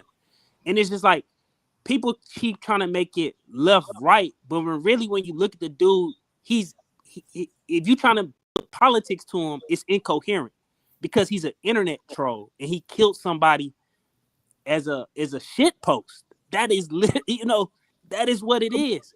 And I think it's way deeper than what, people give into and how people get radicalized on the internet.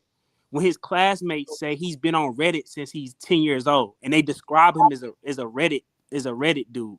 They didn't describe him as a political ideology. They didn't say he had this, that, and the other. They described him as a kid that they knew who had been on the internet too much growing up. And in these chat rooms, especially, I don't know if y'all know about 4chan or any of those type of places. Mm-hmm. These is places in which they hype each other up to do stuff.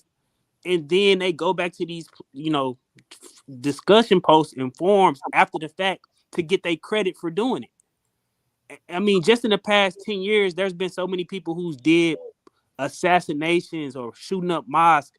And they literally post the live feed on 4chan. They do the live stream too. And they do the live feed on these things. So I don't think people understand how really perverse, this is. This is because it would be much more acceptable in my viewpoint if he had a politically coherent ideology like that. We could still say we disagree with it, but I can make much more sense of that. What makes you say that he doesn't? Because the telltale signs of somebody who got a political ideology is a nigga like me. If I'm going off you, I'm write my manifesto 7,000 words. Well, they said he had a manifesto, huh? They said he had a manifesto. Where is it? I don't know, these is not it's written. I don't know, like it's a big thing with the manifesto. These is not the traditional markers of a dude who got a political ideology. Because you can easily do the killing and post your manifesto straight to the forum. And per his text, he said I planned this a week ago. This just doesn't sound like fair, but all I'm saying is that they did recover a manifesto. Like it was a handwritten manifesto.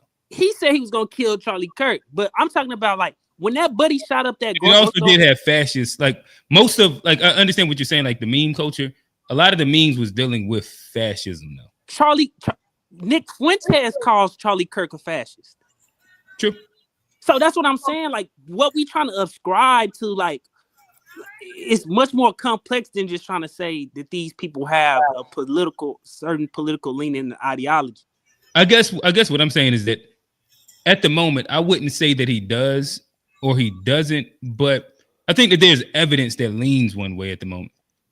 To me, it sounds like he's a rebel to his conservative Christian family that has been radicalized. No, but you can walk a trail there. It might. No, G is right though. He's suppressing. He's had to live under a Mormon ideology. In his outburst was the person he felt was the most against the type of lifestyle he was living, and it's like a traditionally like left lifestyle. But I can't say that that's traditionally left, Q. But that's not fair. That's not a conflict of his leftism. That's a conflict of his life that he grew up in. Like his issue is with what's expected of him from his family and his culture. And right. But typically when you rebel against like your parents, you go to the other side. His parents were conservative Republican. I think we should not ascribe. I think we should not. But it seemed like we're saying like he only took his sexuality. I don't think we should ascribe sexual orientations to political. Exactly. Because it's too many gay conservatives. It's too many. It's too many. When we say too many, are we saying like the hyper majority of gay people would be in the LGBT and the support for said thing is on the left and liberal though, right? I mean, you could say that for black people too, but they don't necessarily. I think it makes him a monolith. I think we dealing with something different than like just political ideology. We dealing with somebody who has a warped view from being in a chat room with femboys his whole life because he's an incel. And you don't think that in that chat room they had like political leanings? Well, this is what's crazy. If you go listen to the people who conduct themselves in these chat rooms, they actually say it's a hotbed for people who are actually fascists to recruit, because fascists like to recruit people from society that's ostracized. And what's a better place to recruit from an ostracized group than from incels and femboys? So that's what I'm saying. Are we saying that he was fascist? No. Crazy army. I said what I felt about him at the beginning. It's politically only his sexuality went left, but everything else stayed like center. No, it's politically incoherent. That's why I'm saying trying to ascribe political leanings to it don't make sense. But everything that's all right. We'll talk in a circle. And then I can't even say what I want to say about. But he just also said like Nick Fuentes, who is a clear conservative, also referred to this person as a fascist. So that's not just a left talking point. It's One could say that again. Like I said, to me, if I was to randomly like take away all this thing, and then I was to describe him, and then also all the trails that lead to like who he is, like a person that talks like that's dating or possibly I don't know what the confirmation is. Person that is involved with rooming with a trans person within the LGBT community that inflames the word fascist, and everybody that's inside his circle is saying that he has left leaning. Like I don't like that. Those are the words that are being said right now. That's a leftist. But this is what's so funny about it. How can a dude be 22 years? Nobody says any of this stuff, and then all of a sudden they say he go to college for one semester, and he just becomes, I don't know what the most far left person in the world. But who? I don't know anybody that said that he's the most far left person. But you just said that everybody said that he was weird and he was a Reddit kid. And that's what I'm getting at. We really talking about somebody he's ostracized by society, and what he preferred. He might not ascribe a political ideology to it, but he viewed Charlie Kirk. He's living with a transgender, and he's in there calling Charlie Kirk a fascist. He's a leftist, sir. I don't know why we're introducing all these red herrings. It's not that complicated. You're adding a lot to this thing that doesn't need to be added. I mean, He's a but leftist. it's only because I'm familiar with the internet subculture. Like, of course, if you're not familiar with it, it don't make sense to you. But I'm It saying makes sense. You don't have to I explain know to what me, Steve sir. is So saying somebody because call somebody a fascist, that means they're a leftist. That's It's what the leftists are the ones who call people add like fascists. Do 3 you other. hear conservatives call people fascists, sir? yes. No. it's Yes. libertarians call people fascists all the time. But no, Y'all been I understand what y'all Steve. making this too complicated. I understand Yeah. what Steve is saying because like I personally know having a lot of libertarians. like so like it's a lot of like, especially like when you get around some of these, like being a suburban boy, some of these white boys and stuff. A lot I'm of time they will be from opposite sides of the political field, but because like Steve said, that ostracization, and especially when you're on these extremes, we've talked about the horseshoe theory where there's not a lot of difference in these extremes, and sometimes they do end up in these weird little subgroups on the internet, and it's hard to really pinpoint a political ideology to either one of them because like a lot of times it is back and forth. And that's all I say. I don't think it's necessarily just the left because I of just his think that we sexuality. trying hard to say something not blue that look. because I'm saying, but there's been plenty if of you want an racist opinion people. of a Like real Strom leftist, Thurmond had black if you want kids. an opinion of a real leftist, I'll give you the opinion But after we the didn't show say is he over. wasn't racist because he slept with a black I'll person. give you an opinion of an actual leftist and It's how they hard to felt wake up about somebody Charlie who's Kirk. pretending to be asleep. That's what we're dealing with. You guys, you don't want to see what's right in front of you, but it's all good. I mean, because my view of Charlie Kirk is too inflammatory to say during the live show. Okay, well, I mean, So right now we're not talking about Charlie Kirk. We're talking about Tyler Robinson. But Tyler Robinson, from everything I've deduced for him, he's just he killed him as a shit post. I think that's it. That's being a You don't troll. think Being Charlie a troll Kirk isn't necessarily something you could subscribe to a serious political. Yeah, ideology. I would just, to me, that's an oversimplification. But Charlie Kirk He's had a not a strong Luigi. stance. He had a strong stance No, but, against LGBTQ, people- against the trans Luigi community. doesn't have a political But he had a clear motive and like a clear disdain for the industry. Like it was a very clear like he left what made him do what he do afterwards. Like it was a point to it. Like, yeah, according to the Republicans and Cash Patel and all of them, they got his manifesto too, and it leans left. I don't know.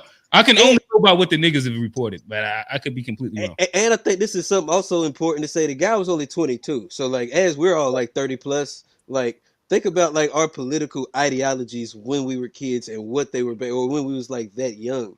Yeah, you probably was leaning left. Because Q, I think what I'm saying, but they weren't most based young people on. are leftists. But I think y'all could. I'm not saying that, but I'm saying, but you can change. And a lot of times when you're younger, your political, your identity even is fluid. And so it's not just this one thing where you can say I'm left or I'm right. And you're a young person, you're still trying to figure a lot of that out. I think him doing this, I don't was more really of a describe state. that to young people at all. I think I'm really just trying to say we dealing with something more dangerous than just him having a political ideology. You're adding a lot of red herrings that don't need to. No. It's a love story. This ain't even no political. This nigga just like I'm telling you, he just was an irrational love story. Like, oh man, right? But then everybody's scared of these nerds, man. It's a rational okay, love but then story. you got a political story. It's an irrational. You got Charlie love story. Kirk's talking against the LGBTQ agenda every day he gets on stage. How is that not a factor in him getting targeted for an assassination? But he talk about Gaza. He talk about black folk. He talk about a lot of stuff. I'm talking about the shooter who has a trans boyfriend, and I'm talking about Charlie Kirk that's what I'm saying. talking against it's trans. But it's a relationship. The issue is, I think, rooted in this relationship, but that in itself is not a political position. It's a love thing. So they actually did come out and say that the roommate was his boyfriend. Well, that's what they say. That's what they're saying. I gotta make some assumptions here. Hey, Q, what's going on? You going out of order? I've been waiting all day. You got all these people. Oh yeah, my bad. Everybody hopping into. I was kind of letting y'all after show. My bad. I was asking. All right, old man, talk to us. Yeah, I thought y'all was just gonna after show it, but yeah, old man, go ahead. Let's get to it. Then we'll go to Chuck. Yeah, get it together. So first of all, I want to say we don't know that he actually was a shooter. The second thing I want to say is that Wait, what the old man say? We don't know that he's the Yeah. actual shooter. Oh, so you think that this is that? Okay, that, I mean, I'm not mad. The reason I brought that up is because I've been watching some professionals talk about the angle of the shot and how he reacted to the shot, his body, and they're saying it should have been on the other roof where it was construction, and that would have been an easier place to hide and take the shot. So that's why I'm bringing that up. So until it's confirmed, he's the alleged shooter. Conspiracy theory, boy. No, it's not a conspiracy until you see the guy take the shot or he admits it. Then because his dad turned him in, he didn't turn himself in. And his dad turned him in because he saw him on camera. But did you see the text messages? But his dad saw the gun that his dad bought him. He saw him with that gun. No, I'm not saying he didn't have anything He to do with confessed in it. his text messages. He confessed already, so I don't know. Okay, for Chuck. Okay, he's guilty for Chuck. Okay, whatever. But until we find out, Discord, he was on Discord bragging too. But yeah, keep going. Oh man, my bad. The next thing I want to say is that as far as Charlie being shot, I really had no reaction. So I'm more curious about what is the motives of this guy or the alleged shooter. And then the thing I want to say about just his identity. So I don't know if you guys ever heard of Jack Mormon. So Jack Mormon means it's a Mormon that lives a double life, and that goes on a lot in the state of Utah. So you got a lot of kids that live the double life because they've been under this like real strict form of living life under the Mormon church. And a lot of them, when they go to college, they do exactly the opposite. Most of the times they're more wild than someone who didn't live as a Mormon. So like the preacher kids when you go to college. Yeah, just like preacher kids, but worse than the preacher. No, Jack Mormon shit is worse than the preacher kid. Yeah, it's worse and it's crazy worse. But I don't really know. But you're on the right track. You're on the right track though. So is it like Rush Springer for the Mormon? I mean for like you know what Rush Springer is like when the I forget the group. What do they call it? The ones that y'all know what I'm talking about. Yeah, the ones that don't do electric. Like that. Okay. Yeah. So it's like Rush Springer for them. I don't know who that is, but it's just the complete other side. Like, yeah, it's a double life for real. But like they switch it on and off. So you'll go to their house on Sunday. It's the Amish you're talking about. Go ahead. Amish, yeah. But I mentioned to Chuck last week that it's a guy going rogue, and he's like, why you keep calling him rogue? And for some reason, I had a feeling he wasn't a lefty. So I know you want him to be a lefty, Chuck, because it's an easy narrative, but I don't think that's the case. I think it's more complicated than what you talking about or what you might prefer. That's all I got for now. That's crazy. Salute. This is the same guy who said that his shooting was not political. He's not a leftist. It's very interesting, your take. It's like you refuse to take the information that is known into consideration. This man targeted a conservative who spoke out against LGBTQ rights, spoke out against the trans agenda, that spoke out against the trans patriarchy. He targeted him for an assassination. This was not a random thing. He planned it. His chat room messages have been already described, and he's already confessed to it. But you think that he could not be the shooter because of something you heard on YouTube? There has been no legal confession. Stop bringing up fake information, please. Okay, it's his Discord. His Discord messages. He just mentioned that the guy was putting too much hate in the world. He didn't mention any. No, but in his Discord messages, he did mention, I did it. I hid the rifle here. I wish I would have just collected the rifle. He said why he shot him. He said it's a towel, the whole little thing. No, he said Chuck is talking about him admitting to the murder. But he admitted to the murder, but you're saying, no, he's not the guy. Chuck is talking about him hiding a rifle, not him saying I shot this guy. I didn't say he wasn't part of it. But if someone asks you, did you shoot somebody? If you didn't, then you're going to say, no, I didn't. I've heard. Are you a part of this? That's fine. Whatever conspiracy that you're weaving, that's all well and good. Why? No, okay, I get it. Why do you want him to be the guy? He is the guy, sir. All the forensic evidence points to him. His finger, his DNA is on the weapon, and he's on the video. It's him. He's the guy on the video. So I don't know why you're would going hate through to all have this. you be my jury member because you'd be like, oh, he was black. I I saw the can. black guy. Oh, You okay. guilty. I'm Now, just saying, But you're if so he, convinced, and you don't know. but what are we You don't talking know. about? What are you You have no talking if he about? evidence. did discharge the weapon, all they have to do is look on him because gunpowder stays on you for about 5 days after you discharge a weapon. So all they had to do is just look and see if he had gunpowder on him. The digital forensics has him at the scene. The DNA has him at the scene. That his fingerprints are on the weapon and his DNA is on that weapon. He's a Man, shooter, sir. I It's like it's D Theory simple. the best, man. The Bussy made him do it, man. That's just the It's a reality. love story. That's gonna take us viral for sure. It's a Hey, love story. That's hey, fine. But Chuck, I'm gonna finish. land the plane and let somebody else go. Okay, all right. Talk to us. Yeah, I jumped in it a little late. Was it a question or what we just discussing? I guess right now they're everybody's throwing out their thoughts on if Tyler Robinson did it. Like, he had that man. He had that mangina. That mangina tore him up, man. You know, he had that mangina and it tore him up. And between the mangina and him being confused with religion and all that stuff, boy, woo. It did something to him. I'm glad. Hey, that's it. It is much more complex than what people giving it. Just based off the type of chat rooms he was in, who he was engaging with, and then the stuff, and then particularly the stuff he wrote on the bullets. Like the stuff he wrote on the bullets is some like obscure 4chan meme post. The last one was funny too. He said, "If you're reading this, you're gay." That's hilarious. I don't care. Like that one was kind of funny. like 3 out of 4 was faster than base though. But if you're reading but this, that's what I'm you're telling gay you. is an anomaly. On 4chan, That's comedic genius. On 4chan, them right wingers think Charlie Kirk is a fascist. Go to the poll group on 4chan right now and go read up what them people saying about Charlie Kirk. Nope. Huh? You're not putting 4chan on my search engine. Go to the 4chan PO. Hey, you gotta get that VPN, boy. But that's what I'm saying. We can't say if we gonna talk about it, we should do the knowledge on this part of the internet. Yeah, calling someone a fascist that make you on the left. No. red herrings. My thing is not just one thing. Like if you take one thing, I understand it. Like saying the word fascist. Okay, maybe not. All right. Being in love, like being inside the LGBTQ community, maybe not.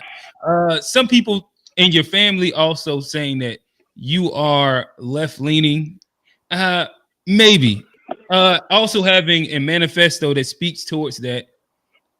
Like to me, once you line all of these where's the manifesto? I haven't seen anything. Yeah, I haven't seen the manifesto. I thought he destroyed it. I thought he destroyed it. Look, listen. Cash Patel went on TV. They recovered the manifesto. Hold on. Cash Patel went on TV, said such and such. Tyler Robinson said this, and this, but we can't show it to you because it got destroyed. That's what Cash Patel said. That's what I heard. No, and then he said, but we have the. And then he said we can't show it to you because it got destroyed, but we can tell you what that it says if it got destroyed. How did that's what Cash Patel went on TV. That's the head of the FBI. So the FBI said, "Hey y'all, this is what he said, but what he said got destroyed. We can't actually release it." Well, they should have told him just ask Chuck because he seemed to know it all.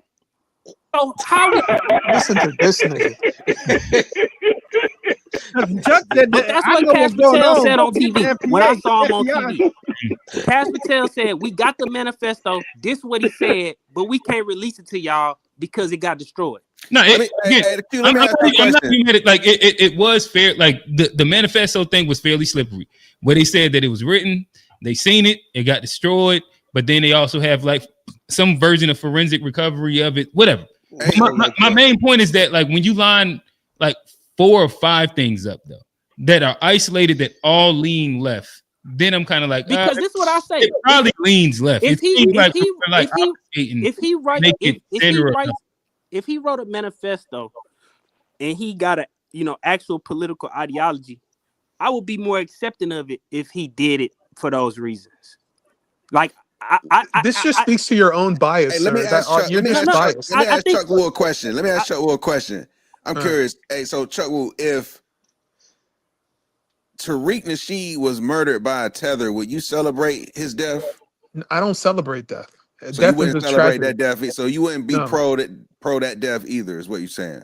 No, I'm not pro anybody getting murdered. I'm not pro a father getting murdered in front of his children and his wife and then dancing and laughing about it. Naivety. This is nihilistic. I think it's going to be hard for us to No, it's avoid. not. It's going to be Politics hard is for us to war. avoid a civil war with Like, attitudes that's the like reality. Steve. People like Steve are going to drive us right into Politics a civil is war. war. Like, I don't get why people think politics is just about debate. Hey, but you're not really about that life. You don't want to see people get gunned down in the streets like that. But that's the inevitability if America don't change the way in which It's because of attitudes and opinions like yours, where you want to make excuses I get on for here assassination.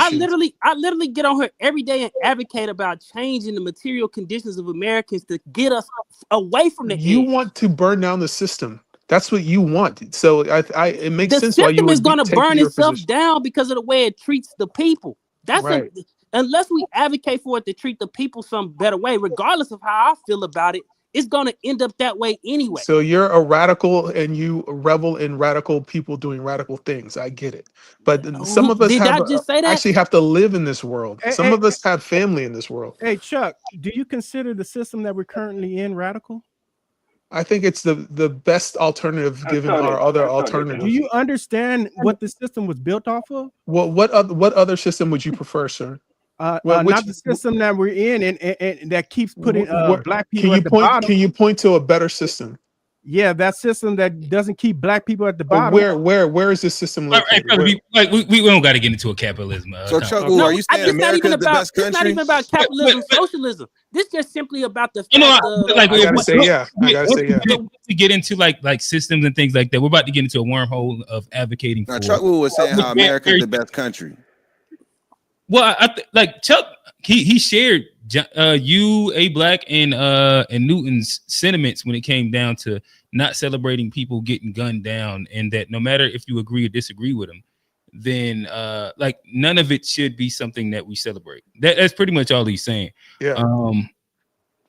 Like don't celebrate death. That's demonic. It's demonic to celebrate death. I think that's demonic. You literally believe in a God that killed kids in the Bible. What are you talking about? What are you talking about? That's demonic. But you worship a Christ that genocided people in the Bible. Shut the fuck up, I gotta call dude. my guy Tone. What Tone at, bro? I just came because the Christians can justify all types of death and say it's done in the Lord's name. But then some cracker get killed, and then all of a sudden, death is beyond the pale. Johnny, killing somebody is beyond the pale. Hey, nah, don't do that to me. Oh man, who's the Christians that's on the? There you go. I'm talking about Chuck. But Chuck, but to be honest, Chuck does share a sentiment that reverberates around majority of people in the panel. I think that I don't want to make think Christians thing, but like most people share his sentiment. I get, that's cool. That's cool. I'm not saying that's not valid. But I'm saying if you view politics as war, then you don't care about nobody getting. So you don't mind killing people for their ideas. I view politics as war. So you don't mind killing people for their ideas. That's the answer is yes, Chuck. Let's get to Unc really quickly. Y'all two gonna get right back to it in about like 5 minutes. I'm more than sure. So let's get a couple. Unc, talk to me. This is how I feel. Everybody keep yelling about this man getting killed in front of his children, him doing this. Now, no one should celebrate death in any type of way, anything like that. It's wrong and all this. But how many times have everybody on this whole panel seen Malcolm X get killed? No one thought about that right there. Now they'll show that on the news right now. Everybody have seen Malcolm X get killed. If you go on YouTube and it's on there probably right now. Do you see that? It's the same thing. Someone dying in front of the family and things of that nature, and it happens. But no one. It's like this man. I guess because it's in real time of today and the way they were sharing it and all this stuff, that makes it such a big thing. I don't think that wasn't it. That was a big cultural moment, wasn't it? Yes, it was. But I'm saying, but you know what I'm saying? Everybody act like he's the first person that this happened to like this. In front of everybody, in front of family members, in front of, you know what I'm saying?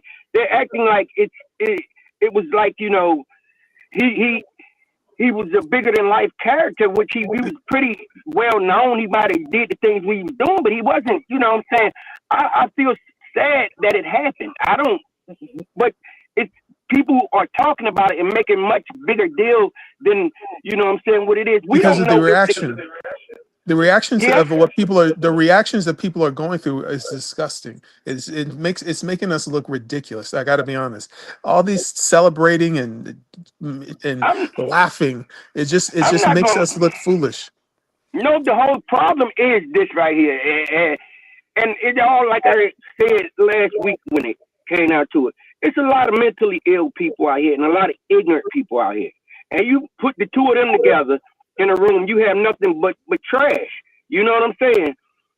Ignorance, you ignorant and mentally ill, it's just a boiling room of shit. That's what it is. You boiling shit, and that's what happens, and that's what you're seeing by all these people being ignorant and acting like this, because no one should be sitting around and clapping their hands over it or whatever, because why?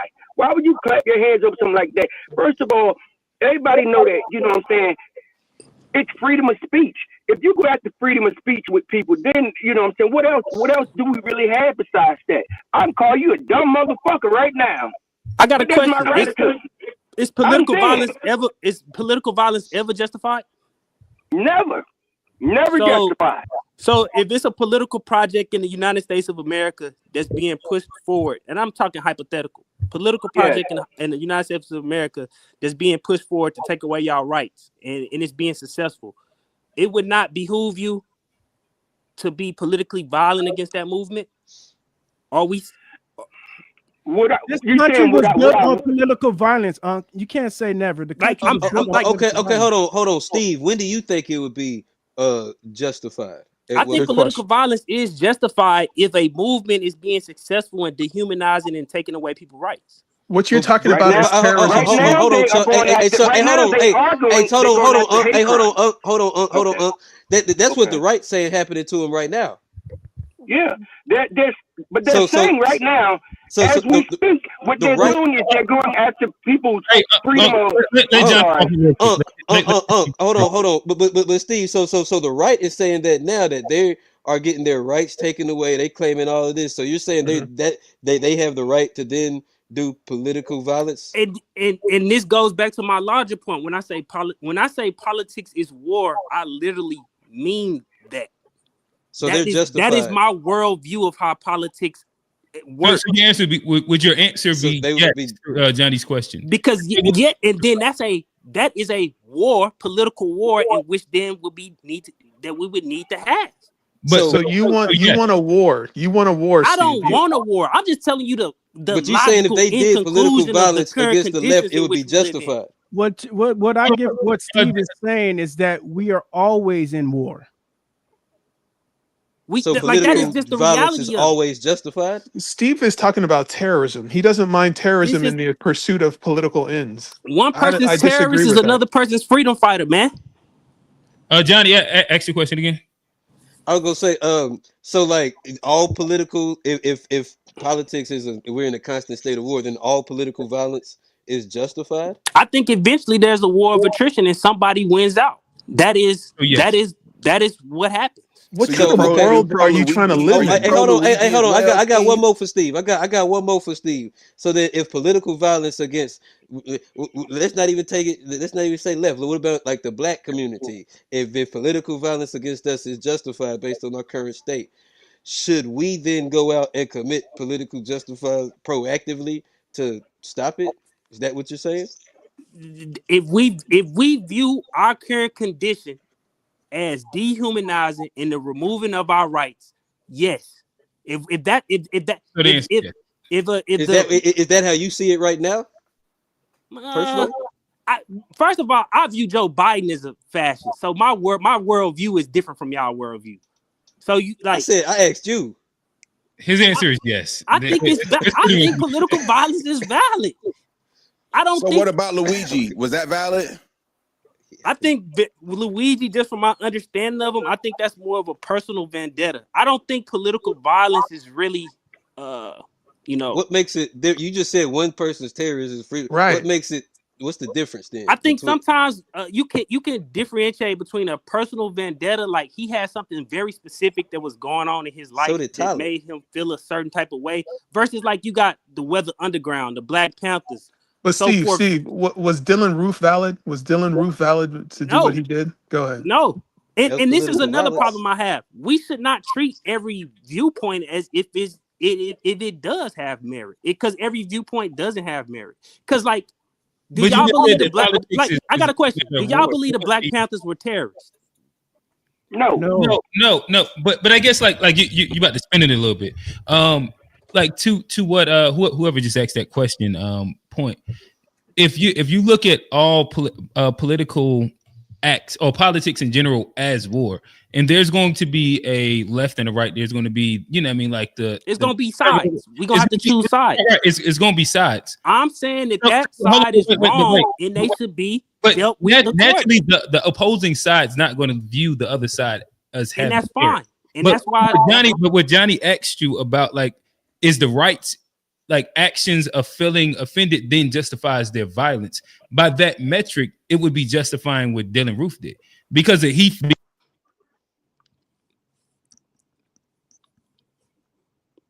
All right, can y'all hear me now? Yeah. Right. Yeah. Go ahead. Yeah, because of like through just going, just internal critique of your own ideology, like through your prism of how you see it, he to my understanding, killed people based off of some, like, right-ish ideology. It would be an act of war that's justified because of all politics is based in war. And I'm not arguing that violence will not come from the other side. My only thing I'm saying is when that arises, that needs to be dealt with accordingly in order for your political ideology to win out. That's so man, what this sounds like to me, though, so we should engage. Hold on. So we should engage in political violence, i.e. That's the inevitable endpoint. Regardless of how we feel about it and what we think should happen and what shouldn't happen, the inevitable endpoint is political violence. Okay, everything that y'all got in this country, everything we got in this country, from the ending of slavery to civil rights to the labor laws, all require political violence. The 40-hour work week required them to go in there and kill their bosses, to burn down the factory, so forth, so on. Like, this idea that things happen in this country just out of the kindness and the goodwill of the system, that's just not historically true. It just naturally ends towards the violence. I'm not making a statement. All right, so real quick, Steve, let me let I know Unc want to hop in, look like old man, then we're gonna go to Johnny. Johnny, I know you want to hop in right now. Just remember write it down, Johnny. Write it down, Johnny. Write it down. Unc, then old man, then Johnny. I was just wondering, because Steve is saying about it being like, politics is war, but I guess he's kind of right. America is a violent place. That because it's always a war going on somewhere, and America is always fighting somebody. But politics, I don't see it far as in that you have to have violence with everything that goes on. But to be honest with you, for things to happen, so violence that happen for people to really kind of notice and change things, and it's, but that it's almost like violence is the American way. Can 14% of the population prevail in such violence? Keep going in and out. We can't. Your phone keep going in and out. Okay. Quick question: Can 14? What I want to say is that Charlie did not deserve to die. No one deserved to die for words spoken. I mean, that's just stupid to even say that. So it's not a just, and there's different levels of political violence and different levels of warfare. So none of this is justified. I'm more curious about. I never said that. I never said that he deserved to die. I'm not. I'm just speaking in general. I'm not speaking to your point. So what I'm trying to say, I'm more curious about. See, I don't see this as a left and right. I see this as a right and right. center right and right. I see this as an internal fight, but they're trying to make it seem as if it's a left and right fight. That's what I see it as. I agree. Right now, in my opinion, I disagree. Their war. I'm not even making war that. with I'm them. not even making that justification. Whether it's left, right, whatever his political viewpoints is irrelevant. White on white. I'm just pointing out. That's what I feel like. White on white crime. The historical reality of America. I think a lot of people are naive about the country that they live in. But Steve, do you think 14% of people? Well, one question, Steve. Can 14% of the population prevail in this war? All gonna be on the same side. No, but you said that politics is war. Can 14% of people prevail in this war? What make you think the war is gonna be fought along races? I just need to ask you this. Just answer me this question. Can 14% of people prevail? I reject your premise because I don't believe the war. You just said it's war, right? So how do we win this war? I reject your premise because I don't believe the war will be fought on the ground. My wife next time. I'll be like, I reject that. I'm your premise. Your premise. I get it because of like if I'm gonna jump in really quickly. Steve, let me know if I misquote you or if I get it incorrectly. Steve is not the biggest it's going to be fought on race as much as it's going to be fought on class. Like Steve is way more of a classism guy. So the fight for material goods and like better social true communists. It wouldn't deal with race as much as it would be class. So rednecks and hood rats fighting on the same side, the proletariat triumphing over the bourgeoisie. I mean, the Chicago chapter get along with each other. The Chicago chapter of the Black Panthers literally was in coalition with the Young Patriots from Southern Illinois. So stranger coalitions have been created during economic times in which people across races have been disenfranchised. And even if you want to talk about labor movement, we could talk about 1940s Alabama, and we could talk about poor whites and poor utopia. Black. This is a utopia you're describing. What are you talking about utopia when I'm giving you historical things that happen in America? You gonna like my question, Steve? I got one question. Like, nigga, do you read? Right there. Chuck, do you read? All right, hey Steve. Listen again. We always got to time out you and Chuck. Y'all won't get to it every time. This nigga Chuck thinks he's smart, but don't know no history. We got to time it out. Johnny got a question. Yeah, Steve. So, like, are you saying, and would you say, not necessarily against race lines, but would your criticism on our lack of progress be because of our lack of violence? And would you say that like we haven't got the things we want because of our lack of violence? Then I think good question. I think Black people's lack of progress is because they kind of bought into the propaganda post 1968, in which they were more than that was nonviolent. That was the nonviolent movement that went out. Yeah, but after 1968, the people who really had real politics, either those people were killed or they had to leave the country. So you left with a vacuum.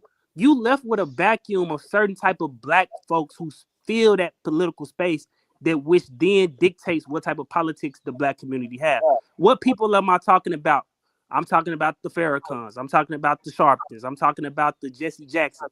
These people have a very non-radical view of politics in which they were content with high places and black faces in high places. They push that as achievement for Black people. We don't want to actually change the system. We just want 13% of our people represented in the oppression of the masses. That is I can't hear you, G. I can't hear you, G. You think Farrakhan and Jesse Jackson in the same ilk? Yes, and I can explain. So there's a reason, and it's not. I think people get too caught up on the politics and what they had. It's how the status quo view these people. What we just talking about politics, nigga? Listen. How in which the system views these people dictates in how they were treated. There's a reason why Malcolm X doesn't get to live and Farrakhan does. Because the type of politics that Farrakhan, whether it's Black nationalists or whatever, that's not really a threat to the status quo. Saying we gonna do for self and do our own businesses, that's cool. We want niggas like that. But Steve, can I ask you a question? But hold on, because he didn't answer it, because he said because Farrakhan and them, they're non-violent, and that's why we didn't get the thing. And how is Malcolm X was Farrakhan about like that Jesse by Jackson? any means necessary. Really quickly, y'all asking two different questions. It's not so much that they share the exact same politics; it's that their politics are non-threatening to the status quo. All right, now Johnny, react your question. And I'm saying that doesn't because that kind of, but that means yes, because if they're non-threatening, that means it's non-violent. That means it's not going to get us to where we want it to go, and we were on a track to where we had when I'm using the a word little more threatening violence, and we were getting there, and then once they took that away, we stopped having progress. But Martin Luther King was non-violent. When I say threatening, I'm talking about the way in which you change the way in which Black people think about and the way the world should be oriented. That's a threat to the status quo. So Martin Luther King had a worldview that was in opposition to the status quo at the time. So he can't be the person who dictating Black politics post 1968. Farrakhan's worldview would be coherent. Farrakhan's worldview fit. First of all, Farrakhan's worldview not only fits, but it's more useful to keep him around. Because you can always point to quote unquote, like they like to say, he don't like white people or whatever. That doesn't make a lot of sense. But he's more of a useful thing to keep around. So Steve, can I ask a question? Have y'all ever read Malcolm X? Have y'all ever read Malcolm X critique of the Nation of Islam? Yes, but we're talking about Farrakhan and Jesse Jackson specifically. Steve, so are you saying that like we had a path to get to where we wanted without violence, and we just chose so you're saying it was possible? I don't think we chose. I think certain Black people are put in front of us, and they sheep herd us into. Right, but I think that escapes his question. Though he's asking, was there a way to do it without violence? Without violence, being that you said that politics is all about war. I think the political inevitability is that it always leads to that. I think people trying to make it seem like I'm saying like, yeah, we should go out and do it now. I'm saying regardless of how we feel or if we gonna do it or not, we're not gonna have no say in that choice. It's going to happen regardless. All right, but Steve, let me ask you this. Hold on, wait. I think Johnny wants to kind of finish this. I'm good. I mean, like it sounds like he said we gonna have to strap up. He got. I see what he said. Inevitably, violence. You ain't gonna see Steve out there. You ain't gonna see Steve out there fighting though. Really quickly, G, I know you also wanted to kind of dial in on a specific point that Steve had, and then let's open it up to everybody else. Go ahead, G. I just want to understand the point of. Okay, I hear you saying that Farrakhan and Jesse Jackson, what they represent isn't a threat to the power structure. Like, help me understand how what Farrakhan represents is not a threat to the power Black structure. Capitalism is not a threat to the power structure. So that's what Farrakhan stands for, is Black capitalism? That was one of his. I believe that, but also that's just not my critique. That's one of Malcolm X critiques of NOI.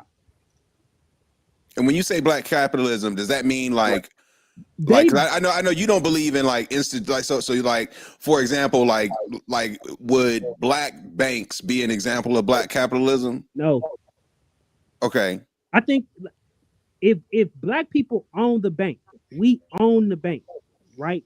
And you sound muffled too. Yeah, you muffling, covering the microphone. Oh, my bad. If Black people own the bank and we share in the success of that bank, that is a very different economic orientation in which we currently live under.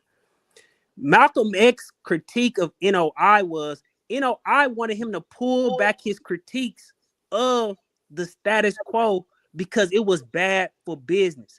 I don't think people really have dealt with why Malcolm X fell out with it wasn't just the alleged sex stuff. It was the political orientation in which the NOI had, in which he viewed that they were trying to get their piece under the system rather than actually change what the system was. All right, but Steve, what if you care about the interests of your family more than some meth head redneck in a trailer park? Am I malfunctioning if I care about my family more than the proletariat in general? Why am I mistaken if I care about the interests of my family because over nameless, faceless people who are unknown to me? I think this kind of individualizing of things, we make it seem like there's not going to be like downstream effects on us. Like we should care about homelessness, even if we like, or their material condition. More No than your matter own what. family. More than your own family. No. I'm not saying it, but you should care because the quality of all of our lives are dramatically reduced. Whose interest comes first, your family or homeless people? We don't got to worry about homelessness. Trump Right, cleaning that up.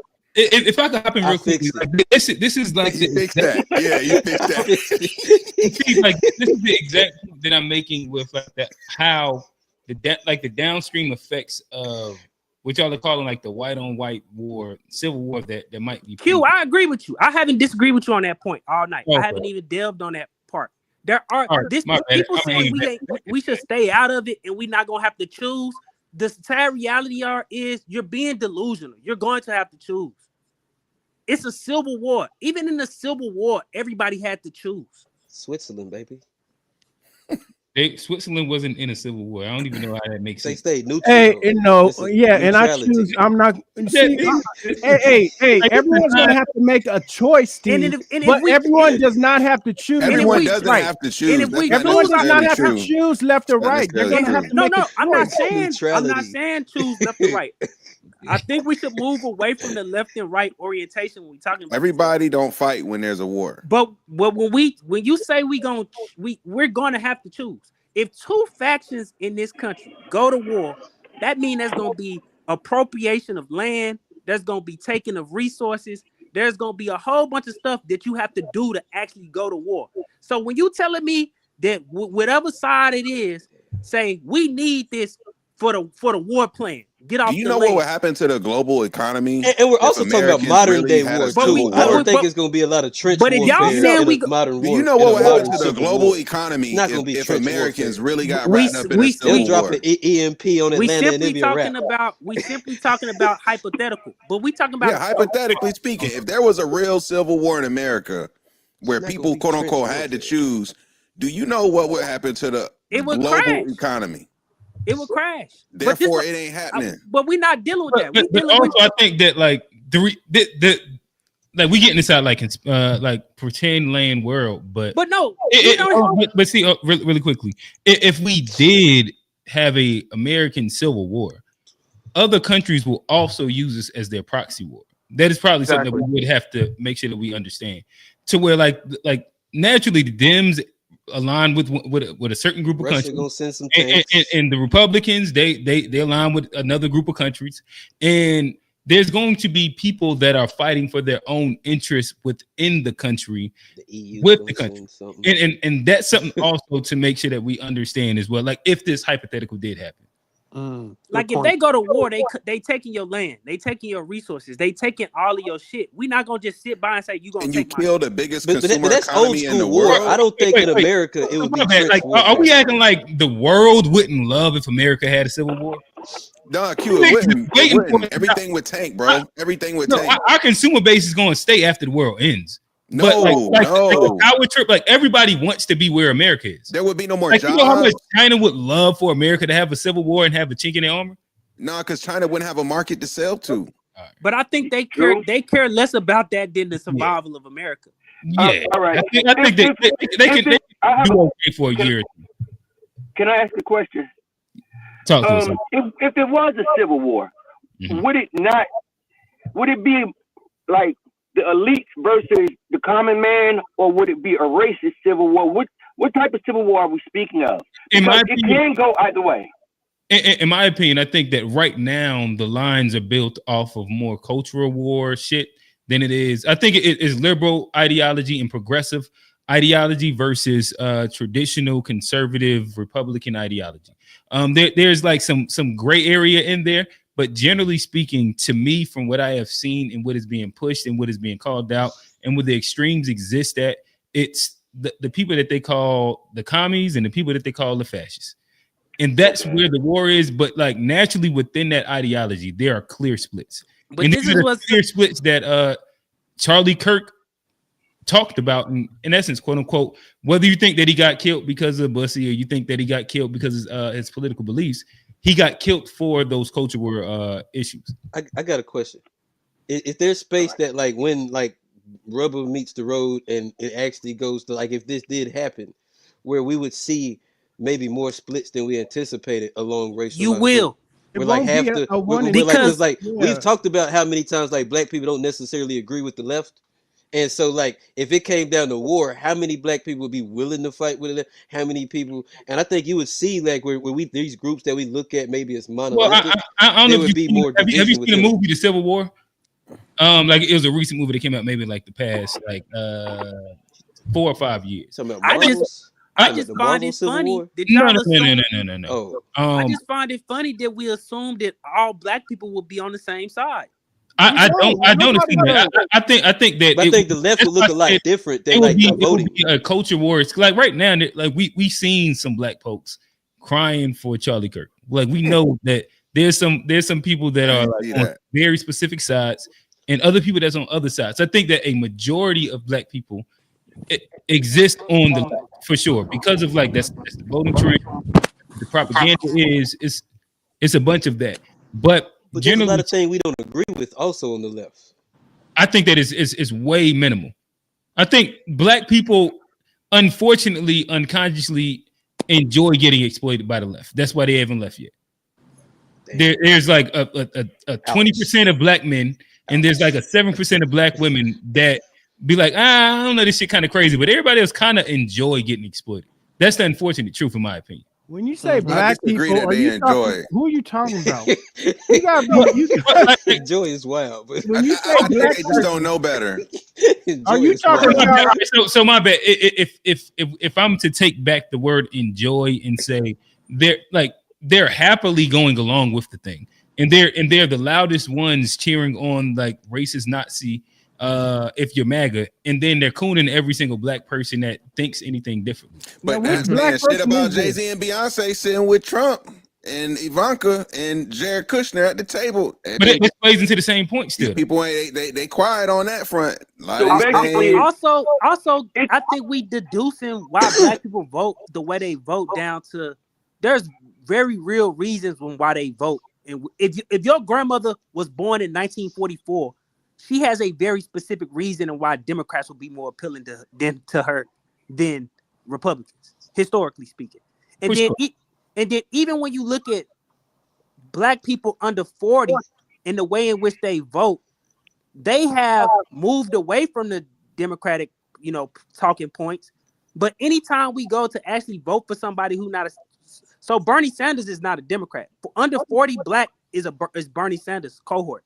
White liberals have owned the black vote since the civil rights movement. That's how. I don't think we all go fight. That's different. Bernie Sanders isn't a Democrat, but he's a registered Democrat. What do you mean? He only registers as a Democrat to run in the primary. Right, but that was what makes him a Democrat. So when you say he's not a Democrat, what are we saying exactly? I'm talking about ideologically what they represent. They not the same.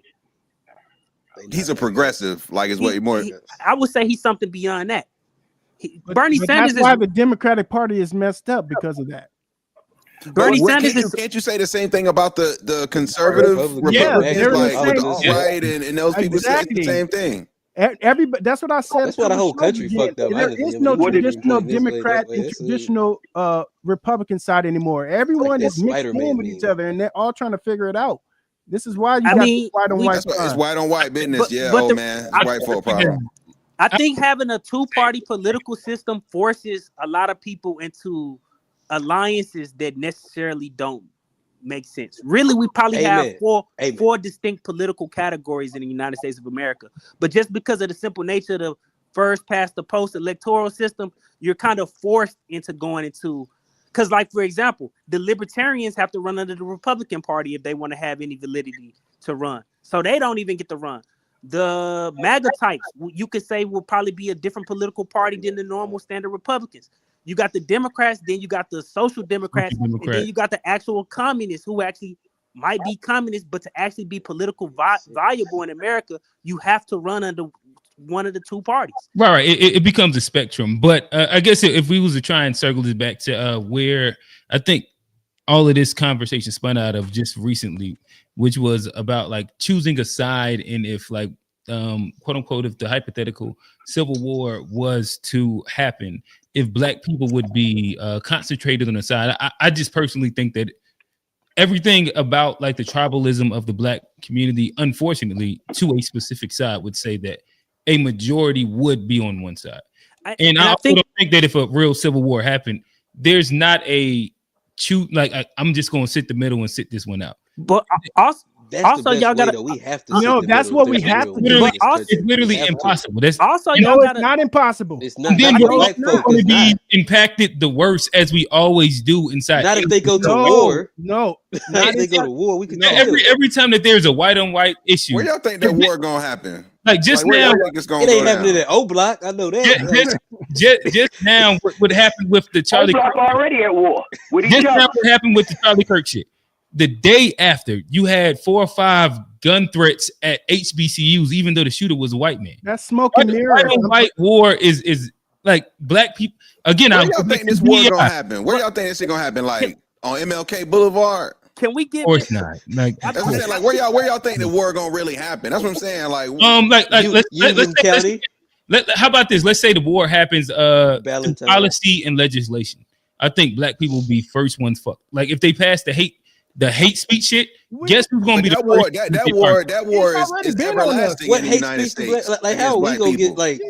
That's been our war. Right, so that's been our war. Black people talk a lot. They say the most. Y'all don't think that Cory Booker, what's shorty name? Cory Booker, dumbass. Like all the loud black people that speak against whether it's Charlie Kirk, Trump, XYZ wouldn't be the first ones that's targeted. It's weird how like we can say white people be on code with everything, and then like, oh well, if they pass some laws, black people gonna be the last ones. This shit don't make it. I don't mean why we bringing up Cory Booker. I'm saying, but we're talking about Democrats. But aren't we talking about them fighting each other? And a lot of these ideological beliefs are amongst white people. So like, I don't think that LGBT, like most of the culture wars, aren't specifically white issues. But hold on, but they're the ones that's killing each other over those issues. Like we're not like black people ain't going out killing over LGBT issues. Yeah, black folks ain't out here killing over the bussy. We fall victim to the bussy. The black community had the LGBT before they had them letters. Don't put that the on our black community jacket, had. But I think the black community, it was always the gay people. The white people the one that put the ABCs and all that stuff in there. Black people had gays. I think people misunderstand black people's politics. How do you Tootsie slide your way out of a civil war, though? You get to say my name's Bennett. I ain't in it. How do you Tootsie slide out of that? You don't Tootsie slide. Where the war gonna happen? You think there'll be fucking cannonballs landing in your front yard? It could be legislation, easy. Like we just seen the DEI shit lay off black women at the highest rate. But who got laid off? Legislative war against black people. When is there not? In the 90s, the 2000s, the 80s, the 70s. Like, there's always legislative war against us and policies. You disagree? We're affected by everything they do, the left and the right. But can we? All right, cool. I think black people like the rationale is crazy. I think the decision is pretty easy if a war breaks out, and it just depends on which side holds these values. Yes, black people are personally socially conservative. We are personally socially conservative, so we might not personally believe in abortion for ourselves, or might not personally believe in LGBT stuff for ourselves, but as it pertains to politics, black people very much believe in small L liberalism, not big L liberalism, but I'm talking about the freedom to do what you want to do as long as it doesn't infringe upon somebody else's rights. So whoever believe in social programs, that's conservative, not liberal. Yeah, exactly. No, that's small L liberalism. Like the actual definition of liberalism is a free world. Black people believe in social programs, bro. But they believe in social programs. I'm not rebutting you. I'm just. But we believe in a system in which people have the ability to self-determine. So whichever side has the most liberal values, because for example, me and mine would never get an abortion because I don't believe in it. But I don't think that should be legislated that I should impress that view amongst everybody else. I gotta say, no black people fighting the war. Bring Loco back up here. Oh, that shit was funny, bro. Y'all wasn't here for Pop Lolo. Hey, so my feeling. Hold on, right quick. Oh man, I gotta blast Q right quick, man. He had Mexicans on here saying nigga, man. I had him. Listen, I'm gonna be. Oh damn! You let them fat Joes sneak in. Listen. I'm boosting. If we gonna call it, we gonna call it all the way. Hey, what did y'all say back to him? He. Nah, we told him ain't no pass over here. Y'all didn't call ICE. Nah, hey, come on, Johnny. I told him, listen, I said in North Carolina today, really what we did was play a video, but yeah, I said, listen, I don't know how they kind of work it inside like Cali. That's not. Oh, was that the post show? Because I had left, so I didn't hear that. Yeah. So I'm trolling y'all. I'm just y'all know he literally didn't. Y'all know Q ain't like that, man. I'd call Q ain't some people who be letting Ethiopians say the N-word at their job, man. We ain't gonna say no names. I don't know who we quiet. Let's keep moving, fellas. All right, so the war. Go ahead, old man. I don't know why Chuck thought like it's gonna be we're gonna have to pick a side. We don't have to pick a side. We never had to pick a side, like until they offered us something in return for picking that side. So I would say if we just look at our history, we know both sides are bad for us. So why would we fight for either side? It doesn't make sense. Exactly. That's why I always say that, you know what I'm saying? The Democrats or the Republicans is not for middle class people. The Democrats want poor people. The Republicans want wealthy people. I don't think the war would be fought like that, though. There is no political party for the middle. It would be much more complex than just Democrats and Republicans. It wouldn't be fought from that we go to war. No way. I don't think most of us, like somebody said, we too, right now. Black said we too comfortable. The hypothetical. Yeah, this just spitballing. But like there is gonna be typically the war is gonna be fought on one side. So the Civil War is a prime example of this. Regardless of it's about slavery, before us to go to war, you would have to have states to declare themselves independent of the United States. This is hypothetical. We saying this is hypothetical. Oh man, we just we gonna play the rest of this hypothetical for the after show. Oh my bad. Go ahead, Q. Do your thing. You're the greatest host on YouTube. Really quickly. So final thoughts. I guess one thing that we haven't talked about so far as we have dove into this conversation is Utah is an open carry state, to my understanding. There has been, over the course of America, a lot of talks about gun reform. Again, the right, they are anti-gun reform. What is y'all thoughts? Could gun violence or gun reform in general be a bit of a solution as it pertains to this right here, or should we be arming more people? Hell no. The more people that get shot, I'm not going to give up my right to protect myself because no. It's a no for me on the gun. One of the key things I think someone. I'm sorry. Well, no, I think one of the biggest things with this is we can see how the right reacted, and like if they was going to do the gun control thing, they would have done it. But you see how they reacted. They want to make it. They, what they call it? The gun sales are going up. This is gonna be a bull market for guns. Yeah, I'm saying they're not trying to do gun control. They'd rather go to war and like double down. Not trying to. I'm asking like about to capitalize on the gun market. Could gun control be an actual solution to this? No, because listen, England, you look at a lot, like pretty much most countries, they don't have a mass shooter problem. They don't have an assassination problem. They don't have. They also got a social safety net. Listen, but you have to listen. If they take away the guns from people and make them illegal, don't you think people still gonna get guns? They get them anyway. The average shooting is not done. The average shooting of someone is done with an illegal gun. It's not done with. So the people that, if you want to get a gun, you're gonna get a gun. That's just what it is. That's just. It's not gonna affect anything. These people aren't out here. If you go out here and the police, majority of the time, these are illegal guns. So it's not the problem with the legal guns; it's the illegal guns. And if you make it where no one can get them, everybody's gonna have illegal guns because that's just what it's gonna be. Gun sales are going to spike over the next several months as a result of what we're seeing with the increased gun violence. That's the thing. Like that's the reality. So the reality is like America is like, it's gonna be tough to amend that Second Amendment. It just is what it is. It's the Second Amendment. It's a foundation of the United States.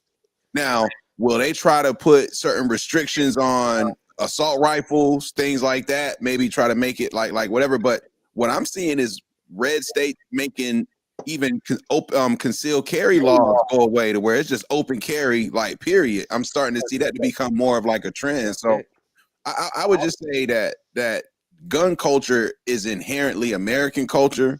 It's not going out of American culture. It's too much of an industry.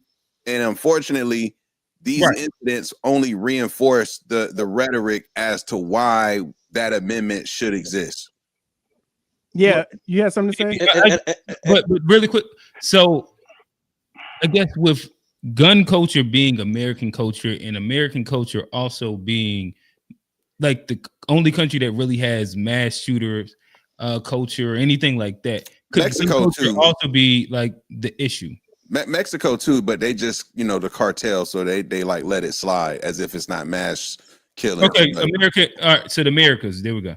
But my thing is, I don't think it's necessarily the gun thing, because I think we have seen a rise in the violence. We've always had the Second Amendment, so like, and even like in the founding of the country, like gun violence was actually normalized. They used to have duels. You can look at like Aaron Burr and I forgot the other guy, but they was two politicians. They had a duel to the death. I mean, that's the whole thing with Westerns, the duel. But yeah, so violence has always been a part of this thing. And I think you've seen a tick in the violence because I think, like you say, with the rise of the internet and the rise of, you know, people just not being able to have public discourse, I think you'll see a tick in it. And I think we also, you know, got to look at the effect the internet has on mental health as to why people think these are the actions or these are the questions or these are the answers. Turn into Charlemagne to these things. But no, I think like the gun is always Britain had like a culture of guns. Huh? Did they have duels and shit like that back in the day? What country you said? Britain. I don't know. They've had whatever. Nah, them niggas had knives. They had knives. They've had guns. But what I'm saying is, hey, hold on. What I'm saying is that the problem isn't that the fact that we have the gun. The problem is the fact that we feel like that's our only answer, and that we can't talk and we can't have discourse. Leading in school shootings, or the only country with a school shooting problem. Cultural degradation of America. It's a mental health. Like people nothing has to do with the guns at all. No, it has nothing to do with guns. It's the mindset of the America people. has its own specific. You can have the guns or not have the guns. If people, any other Western country, but I think what people are doing. I'm not anti-gun control, but I'm saying we also have to look at mental health, and that's why people are doing this. But I think the reason why people are committing violence is making the choice to kill somebody. So you don't think that like all the other countries have mental health problems too? Is that also just an American? But they got a better social safety net. I think we have a unique issue because a lot of the violent things that even go out to the world. Let's keep it strictly about the first. Let's keep it strictly the video about games, our music, our movies, all of it's based around. Let's go with Britain. Let's keep it strict. Britain has universal health care. That's automatically 10 times better than America off rip.